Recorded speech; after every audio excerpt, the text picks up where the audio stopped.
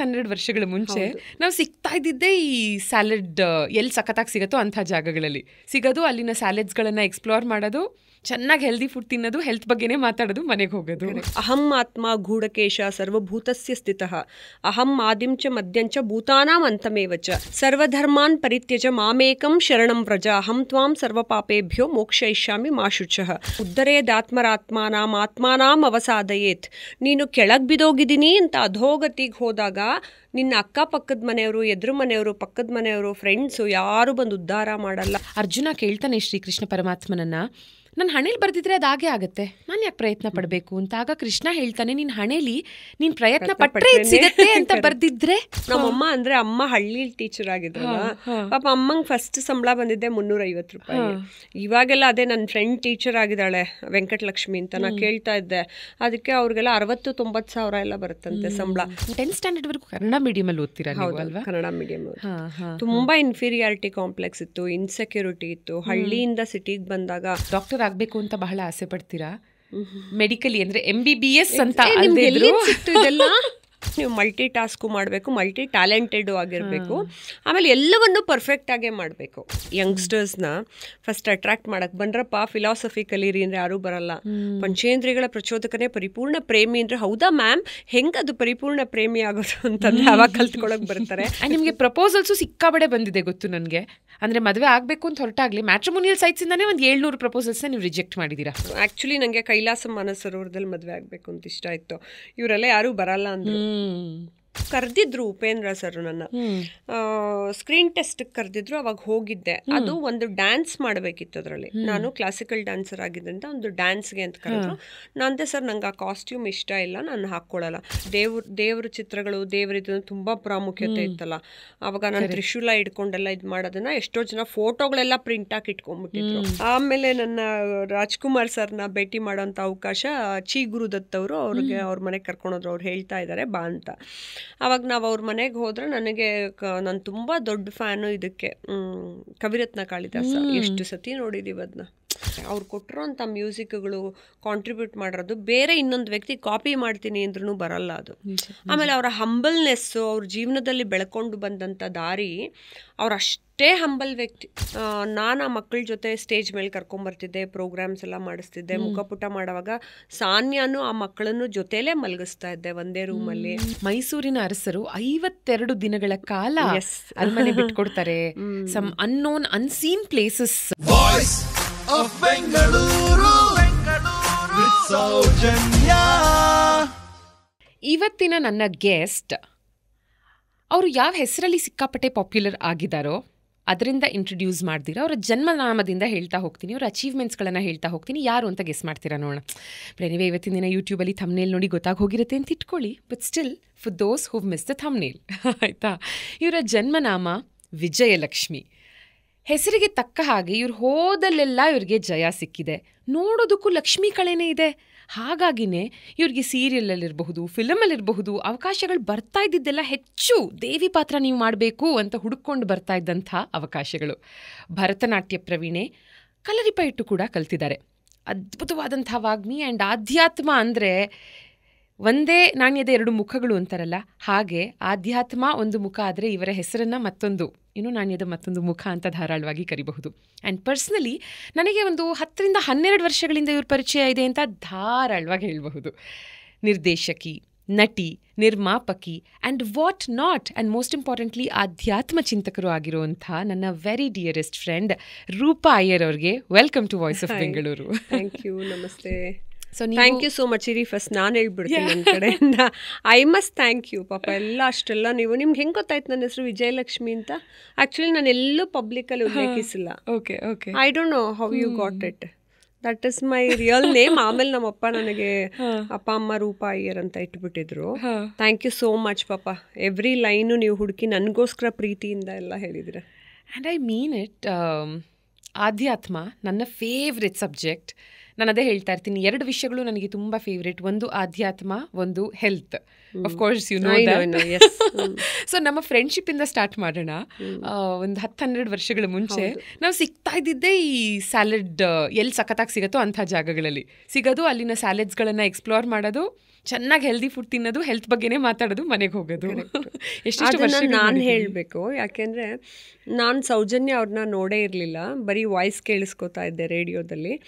ಆಮೇಲೆ ನಾನು ಸಣ್ಣ ಆಗಬೇಕು ಅಂತ ಪ್ಲ್ಯಾನ್ ಮಾಡಿದಾಗ ಒಂದು ಸಮಯದಲ್ಲಿ ನಾನು ಸೌಜನ್ಯ ಅವ್ರನ್ನ ಸುಮ್ಮನೆ ಫೋನಲ್ಲಿ ಮಾತಾಡಿಸ್ತೀನಿ, ಫೋನಲ್ಲೇ ಇಬ್ಬರು ಕ್ಲೋಸ್ ಆಗೋಗ್ತೀವಿ, ಆಮೇಲೆ ಇಬ್ಬರು ಭೇಟಿ ಮಾಡೋಣ ಅಂತಂದಾಗ ಎಷ್ಟು ಅವರು ನಿಷ್ಕಾಮ ಕರ್ಮ ಅಂತ ನಾವು ಹೇಳೋ ಥರ ನಿಸ್ವಾರ್ಥತೆಯಿಂದ ತಕ್ಷಣ ಬಂದುಬಿಡ್ತಾರೆ, ರೂಪಾಜಿ ಬನ್ನಿ ನಾನು 1 ಅವರ್ ಮೀಟ್ ಮಾಡಿ, ನೀವು ನಾನು ಇದೆಲ್ಲ ಹೇಳ್ತೀನಿ ಅಂತಂದ್ಬಿಟ್ಟು.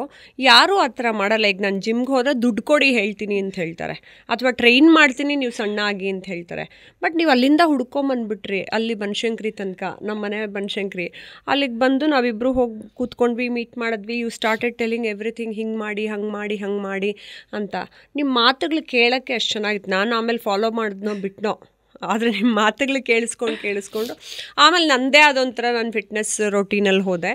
That is how our friendship started. ಅಲ್ಲ, ಇದೇನಂದರೆ ನನ್ನ ಎಲ್ಲ ಫೇಸಲ್ಲೂ ನೋಡ್ರೋರು ಇವಳು ಮೊದಲು ಸಖತ್ ದಪ್ಪ ಇದ್ಲಲ್ವಾ ಅಂತ ಒಂದು 2-3 ಸಲ ನನ್ನ ಜೀವನದಲ್ಲಿ ಆ ಫೇಸಸಲ್ಲಿ I have always been very fat, very thin, medium ಎಲ್ಲ. ಬಟ್ ನಾನೊಂಥರ ಹಳೆ ರೋಗಿ ಥರ, ಹೊಸ ವೈದ್ಯನಿಗಿಂತ ಯಾವತ್ತಿದ್ರೂ ಮೇಲು. ಯಾಕಂದರೆ ಹಳೆ ರೋಗಿಗೆ ಎಲ್ಲ ಗೊತ್ತಿರುತ್ತೆ, ಎಲ್ಲ ಎಕ್ಸ್ಪೆರಿಮೆಂಟ್ ಮಾಡಿಬಿಟ್ಟಿರ್ತೀನಿ. ಸೊ ಹಾಗಾಗಿ ನನ್ನ ಯಾರಾದರೂ ಹೆಲ್ತ್ ರಿಲೇಟೆಡ್ ಏನಾದರೂ ಕೇಳಿದಾಗ, ಬಿಕಾಸ್ ನನ್ನ ಲೈಫಲ್ಲೇ 2-3 ಸಲ ಈ ಫೇಸಸ್ನ ನಾನು ಎಕ್ಸ್ಪೀರಿಯನ್ಸ್ ಮಾಡಿರೋದ್ರಿಂದ ಐ ನೋ ಯಾಕಾಗಿ ಇದಾಯಿತು, ಅದನ್ನು ಹೇಗೆ ನಾನು ಸರಿ ಮಾಡ್ಕೋಬೇಕು, ಹೇಗೆ ಸರಿ ಮಾಡಿಕೊಂಡೆ ಅಂತ. ಸೊ ಹಾಗಾಗಿ ಯಾರಾದರೂ ತುಂಬ ಇಂಟ್ರೆಸ್ಟ್ ಕೊಟ್ಟು ನಾನು ಇದನ್ನು ಕಲಿತೀನಿ, ನಾನು ಹೆಲ್ದಿ ಆಗಬೇಕು, ನಾನು ಫಿಟ್ ಆಗಬೇಕು ಅನ್ನೋ ನನಗೆ ಫುಲ್ ಜೋಶ್ ಇರುತ್ತೆ. ಬಟ್ ಅನ್ಫಾರ್ಚುನೇಟ್ಲಿ ಒಂದು 10ರಲ್ಲಿ 9 ಜನ ಆಮೇಲೆ ಅದನ್ನ ಫಾಲೋನೇ ಮಾಡಲ್ಲ ಫಾರ್ ವಾಟ್ ಎವರ್ ರೀಸನ್ಸ್. ಆದರೆ ನೀವು ನಾನು ಅವತ್ತು ನೋಡಿದಾಗ ಹೇಗಿದ್ರೋ ಇವತ್ತು ಹಾಗೇ ಇದ್ದೀರಾ. Thank you. ನೀವು ಅಷ್ಟೇ. ಅದಾದಮೇಲೆ ನಂದೊಂದು ಪ್ರೋಗ್ರಾಮ್ ಕೂಡ, ನೀವು ನನ್ನ ಮೊದಲ ಪುಸ್ತಕ ನಾನು ರಿಲೀಸ್ ಮಾಡಿದಾಗಲೂ ನೀವೇ ಆ್ಯಂಕರಿಂಗ್ ಮಾಡ್ಕೊಂಡು ನನಗೆ ಅವಕಾಶ ಕೊಟ್ಟಿದ್ರಿ. ಇಟ್ ವಾಸ್ ಅವಕಾಶ ನಾನೇನು ಕೊಟ್ಟಿಲ್ಲ, it's my pleasure. It was my pleasure. ಪಾಪ ನೀವು ಬಂದು ನಿರೂಪಣೆ ಮಾಡಿಕೊಟ್ರಿ. Thank you. ಆ್ಯಂಡ್ ಸೊ ನಿಮ್ಮಲ್ಲಿ ನನಗೆ ಬಹಳ ಇಷ್ಟವಾದಂಥ ಸುಮಾರು ವಿಷಯಗಳು, ಅದರಲ್ಲಿ ಒಂದು ನನಗೂ ಮಹಾಭಾರತಕ್ಕೂ ನನಗೂ ಭಗವದ್ಗೀತೆಗೂ ಐ ಆಲ್ವೇಸ್ ಫೀಲ್ ಒಂದು ಅವಿನಾಭಾವ ಸಂಬಂಧ ಇದೆ ಅಂತ. ನಾನು ಎಷ್ಟೇ ಪುಸ್ತಕಗಳು ಓದಬಹುದು, ಏನೇ ಮಾಡಬಹುದು, but Mahabharata remains very close to my heart. ಜೀವನದ ಪಾಠಗಳನ್ನು ಅದಕ್ಕಿಂತ ಚೆನ್ನಾಗಿ ಯಾವ ಪುಸ್ತಕನೂ ನಮಗೆ ತಿಳಿಸ್ಕೊಡೋದಕ್ಕೆ ಸಾಧ್ಯ ಇಲ್ಲ ಅಂತ. ನೀವು ಭಗವದ್ಗೀತೆ ಮತ್ತು ಉಪನಿಷತ್ತೇ ನಿಮ್ಮ PhD ಸಬ್ಜೆಕ್ಟ್ ಆಗಿದ್ದರಿಂದ ನಮ್ಮ ಕಾರ್ಯಕ್ರಮನ ಸ್ಟಾರ್ಟ್ ಮಾಡೋಣ. ನಿಮ್ಮ ಫೇವ್ರೆಟ್ ಭಗವದ್ಗೀತೆಯ ಒಂದು ಶ್ಲೋಕದಿಂದ ಸ್ಟಾರ್ಟ್ ಮಾಡಬಹುದಾ? ಒಂದಕ್ಕೆ ನಿಲ್ಸಕ್ಕಾಗತ್ತ ಲೈಫು? ಒಂದು ಅಂತ ನಾನು ನಿಲ್ಸಕ್ಕೆ ಆಗಲ್ಲ. ಯಾಕಂದ್ರೆ ಟಾಪ್ 3-4 ಅಂತ ಇಟ್ಕೋಬಹುದು. ಯಾಕೆ ಗೊತ್ತಾ, ಜೀವನದಲ್ಲಿ ಎಲ್ಲ ಸರಿಪಡಿಸ್ಕೋಬೇಕಾಗತ್ತಲ್ವಾ. ಮೊದಲನೇದಾಗಿ ಮನುಷ್ಯ ಅರ್ಥ ಮಾಡ್ಕೋಬೇಕಾಗಿರೋದನ್ನೇ ಅಹಂ ಆತ್ಮ ಗೂಢಕೇಶ ಸರ್ವಭೂತಸ್ಯ ಸ್ಥಿತಃ ಅಹಂ ಆದಿಂಚ ಮದ್ಯಂಚ ಭೂತಾನಾಂ ಅಂತಮೇವಚ.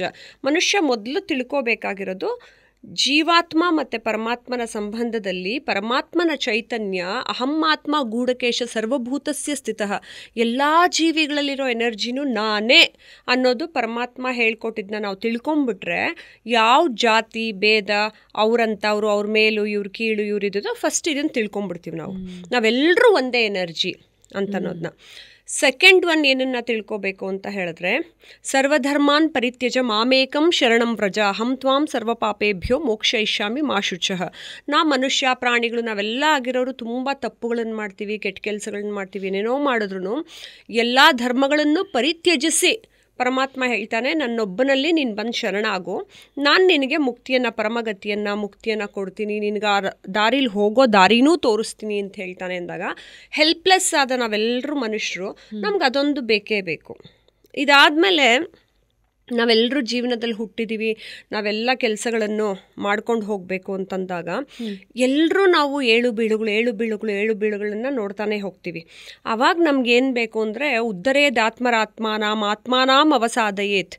ನೀನು ಕೆಳಗೆ ಬಿದ್ದೋಗಿದ್ದೀನಿ ಅಂತ ಅಧೋಗತಿಗೆ ಹೋದಾಗ ನಿನ್ನ ಅಕ್ಕಪಕ್ಕದ ಮನೆಯವರು, ಎದುರು ಮನೆಯವರು, ಪಕ್ಕದ ಮನೆಯವರು, ಫ್ರೆಂಡ್ಸು ಯಾರು ಬಂದು ಉದ್ಧಾರ ಮಾಡಲ್ಲ. ಉದ್ಧರೇದಾತ್ಮರಾತ್ಮಾನಾಂ, ನಿನ್ನ ಆತ್ಮವನ್ನು ನೀನೇ ಉದ್ಧಾರ ಮಾಡ್ಕೊಂಡು ಎದ್ದೋಳು. ಸೆಲ್ಫ್ ಮೋಟಿವೇಶನ್, ಸೆಲ್ಫ್ ರೆಸ್ಪೆಕ್ಟ್, ಆಮೇಲೆ ನಿನಗೆ ನೀನೇ ಗೌರವ ಕೊಟ್ಕೊಂಡು ನಿನಗೆ ನೀನೇ ಚೈತನ್ಯ ತಂದ್ಕೊಂಡು ನೀನು ಮೇಲೆದ್ದೇಳಬೇಕು. ಸೊ ಇಷ್ಟಿದ್ರೆ ಸಾಕಲ್ಲ. ಎಲ್ಲ ಜೀವಾತ್ಮದಲ್ಲೂ ಎನರ್ಜಿ ಅವನೇ, ನನಗೆ ನಾನೇ ಮೋಟಿವೇಟ್ ಮಾಡ್ಕೋಬೇಕು. ಅಲ್ಟಿಮೇಟ್ಲಿ ನಾನು ಹೋಗಿ ಅವನಿಗೆ ಶರಣಾಗತಿ ತೊಗೋಬೇಕು. So this is the journey. ಇದ್ರ ಮಧ್ಯದಲ್ಲಿ ಟಾಪ್ 3ನಲ್ಲಿ ಇನ್ನೊಂದು ಸೇರಿಸ್ಕೊತೀನಿ. ಅದೇನು ಅಂತ ಹೇಳಿದ್ರೆ, ಎಲ್ಲ ನಾ ಮಾಡಿದ ತಕ್ಷಣ ಆಗೋಗೋದಿಲ್ಲ. ಅದಕ್ಕೆ ದೇವರೇ ಹೇಳ್ತಾನೆ, ಪ್ರಯತ್ನಾದ್ಯತಮಾನಸ್ತು ಯೋಗಿ ಸಂಶುದ್ಧಿ ಕಿಲ್ಬಿಷಃ ಅಂತ. ಪ್ರಯತ್ನ ಇವನ್ ಅಡುಗೆ ಮಾಡೋದು ಕಲಿಬೇಕು ಅಂದ್ರೂ ಪ್ರಯತ್ನ ಎಲ್ಲ ಪ್ರಯತ್ನ ಮಾಡ್ತಾ ಇರು. ಯೋಗಿ ಅಂತ ಅನ್ನಿಸ್ಕೊಳ್ಳೋನು ಎಲ್ಲವನ್ನು ಪ್ರಯತ್ನ ಮಾಡಿನೇ ಪಡ್ಕೊಳ್ತಾನೆ. ಯಾವುದು ಕ್ವಿಕ್ಕಾಗಿ ರೆಡಿಮೇಡ್ ಫುಡ್ ಥರ ಹಿಂಗೆ ಬಂದು ನಿನ್ನ ಹತ್ರ ಬರಲ್ಲ ಅಂತ. ಇದಿಷ್ಟು ಜೀವನದ ಪಾಠ. ಅದಷ್ಟನ್ನು ತಿಳ್ಕೊಂಡು ಇನ್ನೂ ಇನ್ ಡೆಪ್ತ್ ನಾವು ರಿಸರ್ಚ್ ಮಾಡ್ತಾ ಹೋಗಬಹುದು. ಸೊ ಈ ಭಗವದ್ಗೀತೆಯಲ್ಲಿ ಎಷ್ಟೆಲ್ಲ ಶ್ಲೋಕಗಳು ಟು ಬಿ ಆನೆಸ್ಟ್ ಓದಿರಬಹುದು, ಬಟ್ ನಿಮ್ಮ ಥರ ಬಾಯಲ್ಲಂತೂ ನಮಗಿಲ್ಲ. ಆದರೆ ಒಂದು ನನ್ನ ಲೈಫಲ್ಲಿ ನಾನು ಯಾವಾಗಲೂ ಇಂಪ್ಲಿಮೆಂಟ್ ಮಾಡ್ಕೊಳ್ಳೋ ಅಂಥದ್ದು, ಜೀವನದ ಪ್ರತಿ ಹಂತದಲ್ಲೂ ನಾನು ಯಾವುದೂ ಅಷ್ಟು ಸುಲಭವಾಗಿ ಬಿಟ್ಕೊಡೋದಿಲ್ಲ, ಪ್ರಯತ್ನ ಪಡ್ತೀನಿ. ಯಾಕಂದರೆ ಒಂದು ಬಹಳ ಇನ್ಸ್ಪೈರ್ ಮಾಡಿದ್ದು ನನ್ನನ್ನು ಏನಂದರೆ, ಅರ್ಜುನ ಕೇಳ್ತಾನೆ ಶ್ರೀಕೃಷ್ಣ ಪರಮಾತ್ಮನನ್ನು, ನನ್ನ ಹಣೆಯಲ್ಲಿ ಬರ್ದಿದ್ರೆ ಅದಾಗೆ ಆಗುತ್ತೆ, ನಾನು ಯಾಕೆ ಪ್ರಯತ್ನ ಪಡಬೇಕು ಅಂತ. ಆಗ ಕೃಷ್ಣ ಹೇಳ್ತಾನೆ, ನಿನ್ನ ಹಣೆಯಲ್ಲಿ ನೀನು ಪ್ರಯತ್ನ ಪಟ್ಟರೆ ಸಿಗತ್ತೆ ಅಂತ ಬರ್ದಿದ್ರೆ, ಅವಾಗ ನೀನು ಪ್ರಯತ್ನ ಪಡ್ದಿದ್ರೆ ಸಿಗದೇ ಇಲ್ವಲ್ಲ ಅಂತ. ನನಗೆ ನಿದ್ದೆ ಲೆಬ್ಸ್ ಕೇಳಿದ್ರು ರೂಪಾ ಅವರೇ, this is my inspiration for life. Exactly. So ನಾನು ಪ್ರಯತ್ನ ಪಡ್ತೀನಿ. ದೇವ್ರು ಅಷ್ಟಾದ್ಮೇಲೂ ಕೊಡ್ಲಿಲ್ಲ ಅಂದ್ರೆ it's okay, this is what is destined ಅಂತ ಸುಮ್ಮನೆ ಓಕೆ. ಕೊಡದೆ ಹೋದ್ರೆ ಈ ಕರ್ಮಣ್ಯವಾದಿಕಾರಸ್ಥೆನ ತುಂಬಾ ಜನ ತಪ್ಪೇನು ತಿಳ್ಕೊಂಡಿದ್ದಾರೆ ಅಂತ ಹೇಳಿದ್ರೆ, ಪ್ರತಿಫಲನೇ ಕೊಡ್ಲಿಲ್ಲ ಅಂದ್ರೆ ನಾನು ಯಾಕಪ್ಪ ಕರ್ಮ ಮಾಡ್ಲಿ, ಅಥವಾ ಪ್ರತಿಫಲಾಪೇಕ್ಷೆ ಇಲ್ಲದೆ ಮನುಷ್ಯ ಕಲಿಯುಗದಲ್ಲಿ ಹೆಂಗ್ ಕೆಲಸ ಮಾಡಕ್ಕಾಗತ್ತೆ. ಯಾಕಂದ್ರೆ ಧರ್ಮ ಅರ್ಥ ಕಾಮ ಮೋಕ್ಷ ಎಲ್ಲದಕ್ಕೂ ದೇವಾನುದೇವತೆಗಳಾಗ್ಲಿ ಮಹಾರಾಜರು ಕೂಡ ಪ್ರತಿಫಲಾಪೇಕ್ಷೆ ಇಟ್ಕೊಳ್ಳಿ. ಫಲಾಪೇಕ್ಷೆನ ದೇವರಿಗೆ ಬಿಟ್ಟು ನೀನು 100% ಎಫರ್ಟ್ ಹಾಕಬೇಕು ಅಂತ ಪರಮಾತ್ಮ ಹೇಳ್ತಾನೆ. ನನಗೆ ಫಲಾಪೇಕ್ಷೆನೆ ಕೊಡೋದಿಲ್ಲ ಅಂದಮೇಲೆ ನಾನು ತಗೊಳ್ಳಿ ನಾನು ಹಿಂಗ್ ಮಾಡ್ತೀನಿ ಅಂತ ಅಸಡ್ಡೆಯಿಂದ ಕೆಲಸ ಮಾಡಬಾರ್ದು. ಕರ್ಮವನ್ನ ನೀವು ಪರಿಪೂರ್ಣವಾಗಿ 100% ಪ್ಯಾಷನೇಟ್ ಆಗಿ ಪ್ರೀತಿಯಿಂದ ಒಂದು ಮಗುನ ಎತ್ಕೊಂಡು ಮುದ್ದಾಡ್ತೀರಾ. ಏನೋ ಒಂದು ನಿಮ್ಗೆ ಯಾರೋ 1,00,000 ರೂಪಾಯಿ ಕೊಟ್ಟರು ನಿಮ್ಗೆ ಏನು ಖುಷಿ ಪಟ್ಕೋತೀರ, ಅವಾಗ ನಿಮ್ಮ ಹತ್ರ 0 ರೂಪೀಸ್ ಇದ್ದಾಗಲೂ ನೀವು ಅಷ್ಟೇ ಎನರ್ಜೆಟಿಕ್ ಆಗಿ, ಅಷ್ಟೇ ಸಂತೋಷವಾಗಿ, ಅಷ್ಟೇ ಪ್ರೀತಿಯಿಂದ ಕರ್ಮವನ್ನ ನಿಭಾಯಿಸ್ಬೇಕು. ನೀವು ಹೇಳ್ದಂಗೆ ಪ್ರಯತ್ನ ಪಡೋದ್ರ ಜೊತೆಗೆ ನೀನು ಕಷ್ಟ, ನೋವು, ಬೇಜಾರು ಅಂತ ಅನ್ಕೊಳ್ದಿರಾ ಯಾವಾಗಲೂ ಚೈತನ್ಯ ಭರಿತನಾಗಿ ಕರ್ಮವನ್ನು ನಿಭಾಯಿಸಬೇಕು. And going back to your childhood, ಇವಾಗ ನನ್ನ ಮಗಳಿಗೆ 6 ವರ್ಷ. So she is in first standard. But ನೀವು 6 ವರ್ಷ ಇದ್ದಾಗ ಇನ್ನು ಸ್ಕೂಲ್ಗೆ ಸೇರಿರಲಿಲ್ಲ. ಬಿಕಾಸ್ ಅವಾಗೆಲ್ಲ ಅಂದರೆ ನಿಮ್ಮ ತಂದೆ ಜೊತೆ ಓಡಾಡ್ಕೊಂಡಿರ್ತಿದ್ರಿ. ಬಿಕಾಸ್ ಅವಾಗೆಲ್ಲ ಬೇರೆನೇ ಒಂದು ಮಾನದಂಡ ಇರ್ತಿತ್ತು. ಏನದು ಕಿವಿ ಮುಟ್ಟು ನೋಡ್ಕೊಳ್ಳೋದು, ಇಫ್ ಇಟ್ ಹ್ಯಾಪನ್ಸ್ ಸ್ಕೂಲಿಗೆ ಸೇರಿಸೋದು. ಕಿವಿ ಮುಟ್ಟು ನೋಡ್ಕೊಂಡು ನಮ್ಮಮ್ಮ ಅಂದ್ರೆ ಅಮ್ಮ ಹಳ್ಳಿ ಟೀಚರ್ ಆಗಿದ್ರಲ್ಲ, ಪಾಪ ಅಮ್ಮಂಗೆ ಫಸ್ಟ್ ಸಂಬಳ ಬಂದಿದ್ದೆ 350 ರೂಪಾಯಿ. ಇವಾಗೆಲ್ಲ ಅದೇ ನನ್ನ ಫ್ರೆಂಡ್ ಟೀಚರ್ ಆಗಿದ್ದಾಳೆ ವೆಂಕಟಲಕ್ಷ್ಮಿ ಅಂತ, ನಾ ಕೇಳ್ತಾ ಇದ್ದೆ. ಅದಕ್ಕೆ ಅವ್ರಿಗೆಲ್ಲ 60-90 ಸಾವಿರ ಎಲ್ಲ ಬರುತ್ತಂತೆ ಸಂಬಳ. ಪಾಪ ನಮ್ಮ ಅಮ್ಮಂಗೆ ನೋಡೇ ಅಷ್ಟು ಕಮ್ಮಿ ಬರ್ತಾ ಇತ್ತು ಅಂತ ನಾ ಅದನ್ನ ಹೇಳ್ಕೊತಾ ಇದ್ದೆ. ಅಮ್ಮಂಗೆ ತುಂಬಾ ಕಮ್ಮಿ ಬರ್ತಿತ್ತು, ಅದರಲ್ಲೇ ನಾವು 3 ಜನ ಸಾಕವ್ರು. ಸೊ ಅವಾಗ ನಮ್ಗೆ ಸ್ಕೂಲ್ಗೆ ಅಂತ ಹಳ್ಳಿಲಿ ಎಳ್ಕೊಂಡು ಹೋದ್ರೆ ನಮ್ದು ಇವನ್ ಬರ್ತ್ ಸರ್ಟಿಫಿಕೇಟ್ಗಳು ಇರಲಿಲ್ಲ. ಎಲ್ಲ ಹಳ್ಳಿಲಿ ಮನೆಗಳಲ್ಲಿ ಅಲ್ಲಿ ಹುಟ್ಟಿದ್ವಿ ಅಂತ. ಮತ್ತೆ ಬಡತನದಲ್ಲಿ ಅಂದ್ರೆ ಆಸ್ಪತ್ರೆಗಳಿದ್ರು ಆಸ್ಪತ್ರೆಯಲ್ಲಿ ಹುಟ್ಟಿರಲ್ಲ. ಕೊನೆ ಶಿಲ್ಪ ಮಾತ್ರ ಆಸ್ಪತ್ರೆಯಲ್ಲಿ ಹುಟ್ಟಿದ್ದು. ಸೊ ಅವಾಗ ನಮ್ಮನ್ನ ಸ್ಕೂಲ್ ಕರ್ಕೊಂಡು ಹೋದಾಗ ಹಿಂಗೆ ಕಿವಿ ಇಟ್ಕೋಬೇಕಿತ್ತಲ್ಲ, ಕಿವಿ ಇಟ್ಕೊಂಡು ತೋರ್ಸಿದ್ರೆ ಓಕೆ ನಮ್ಗೆ ಇಷ್ಟು ವಯಸ್ಸಾಗಿದೆ ಅಂತ ಅನ್ನೋದನ್ನ ಅವ್ರ ಅಂದಾಜ್ ಮೇಲೆ ಕೂಡಿಸ್ಕೊಳ್ಳೋರು. ಇಲ್ದಿದ್ರು ಅಮ್ಮನೇ ಟೀಚರು ಅಂತ ಎಲ್ಲ 3 ಜನ ಎಳ್ಕೊಂಡು ಹೋಗ್ಬೇಕಿತ್ತಲ್ಲ. ಒಂದ್ಸತಿ ಅಡುಗೆ ಮಾಡಿ ಅದನ್ನೇ ಡಬ್ಬಿಗೆ ಹಾಕೊಂಡು ನಮ್ಮನ್ನೆಲ್ಲ ಕರ್ಕೊಂಡು ಹೋಗ್ಬೇಕಾಗಿತ್ತು. ಮನೇಲಿ ಬಿಟ್ರು ಮನೇಲಿ ಮಕ್ಕಳನ್ನ ನೋಡ್ಕೊಳ್ಳೋರು ಯಾರು ಇರ್ಲಿಲ್ವಲ್ಲ ಅವಾಗಿನ ಕಾಲದಲ್ಲಿ. ಸೊ ಅದೊಂದು ಮಾನದಂಡ. ನಾವುಗಳೆಲ್ಲ, ನಾನಂತೂ ತುಂಬಾ ಪೆದ್ದಿ ಥರ ಸುಮ್ಮನೆ ಕುತ್ಕೊಂಡು ಕಣ್ಣಲ್ಲಿ ಮಾತ್ರ ನೋಡ್ಕೊಂಡು ಬಾಯಲ್ಲಿ ಬೆಟ್ಟಿಟ್ಕೋತಿದ್ದೆ. ಸೊ ಹಂಗೆ ಬೆಟ್ಟಿಟ್ಕೊಂಡು ಟೀಚರ್ಗಳನ್ನೇ ಇವತ್ತು ಹೊಡಿತೀರಾ ಇರಿ ಮಾಡ್ತೀನಿ ನಿಮಗೆ ನಾನು ದೊಡ್ಡವಳಾದ್ಮೇಲೆ ಅಂತ ಮನಸ್ಸಿನ ಅವಾಗೆಲ್ಲ ಗೊತ್ತಾಗ್ತಿರ್ಲಿಲ್ಲ. ಹಂಗೆಲ್ಲ ಅನ್ಕೊಂಡು ಸುಮ್ಮನೆ ಕೂತಿರೋದು. ನಾನು ಬಾಯೇ ಬಿಟ್ಟು ಮಾತಾಡ್ತಿರ್ಲಿಲ್ಲ. ಇವಾಗ ನಮ್ಮಮ್ಮನ ಎಷ್ಟೋ ಜನ ನಿಮ್ಮ ಮಗಳು ಮೂಗಿನ ಅಂತ ಕೇಳೋರು ನನ್ನ. ಅದಕ್ಕೆ ನಮ್ಮಲ್ಲಿ ರೇಗಿಸ್ತಿರ್ತಾರೆ.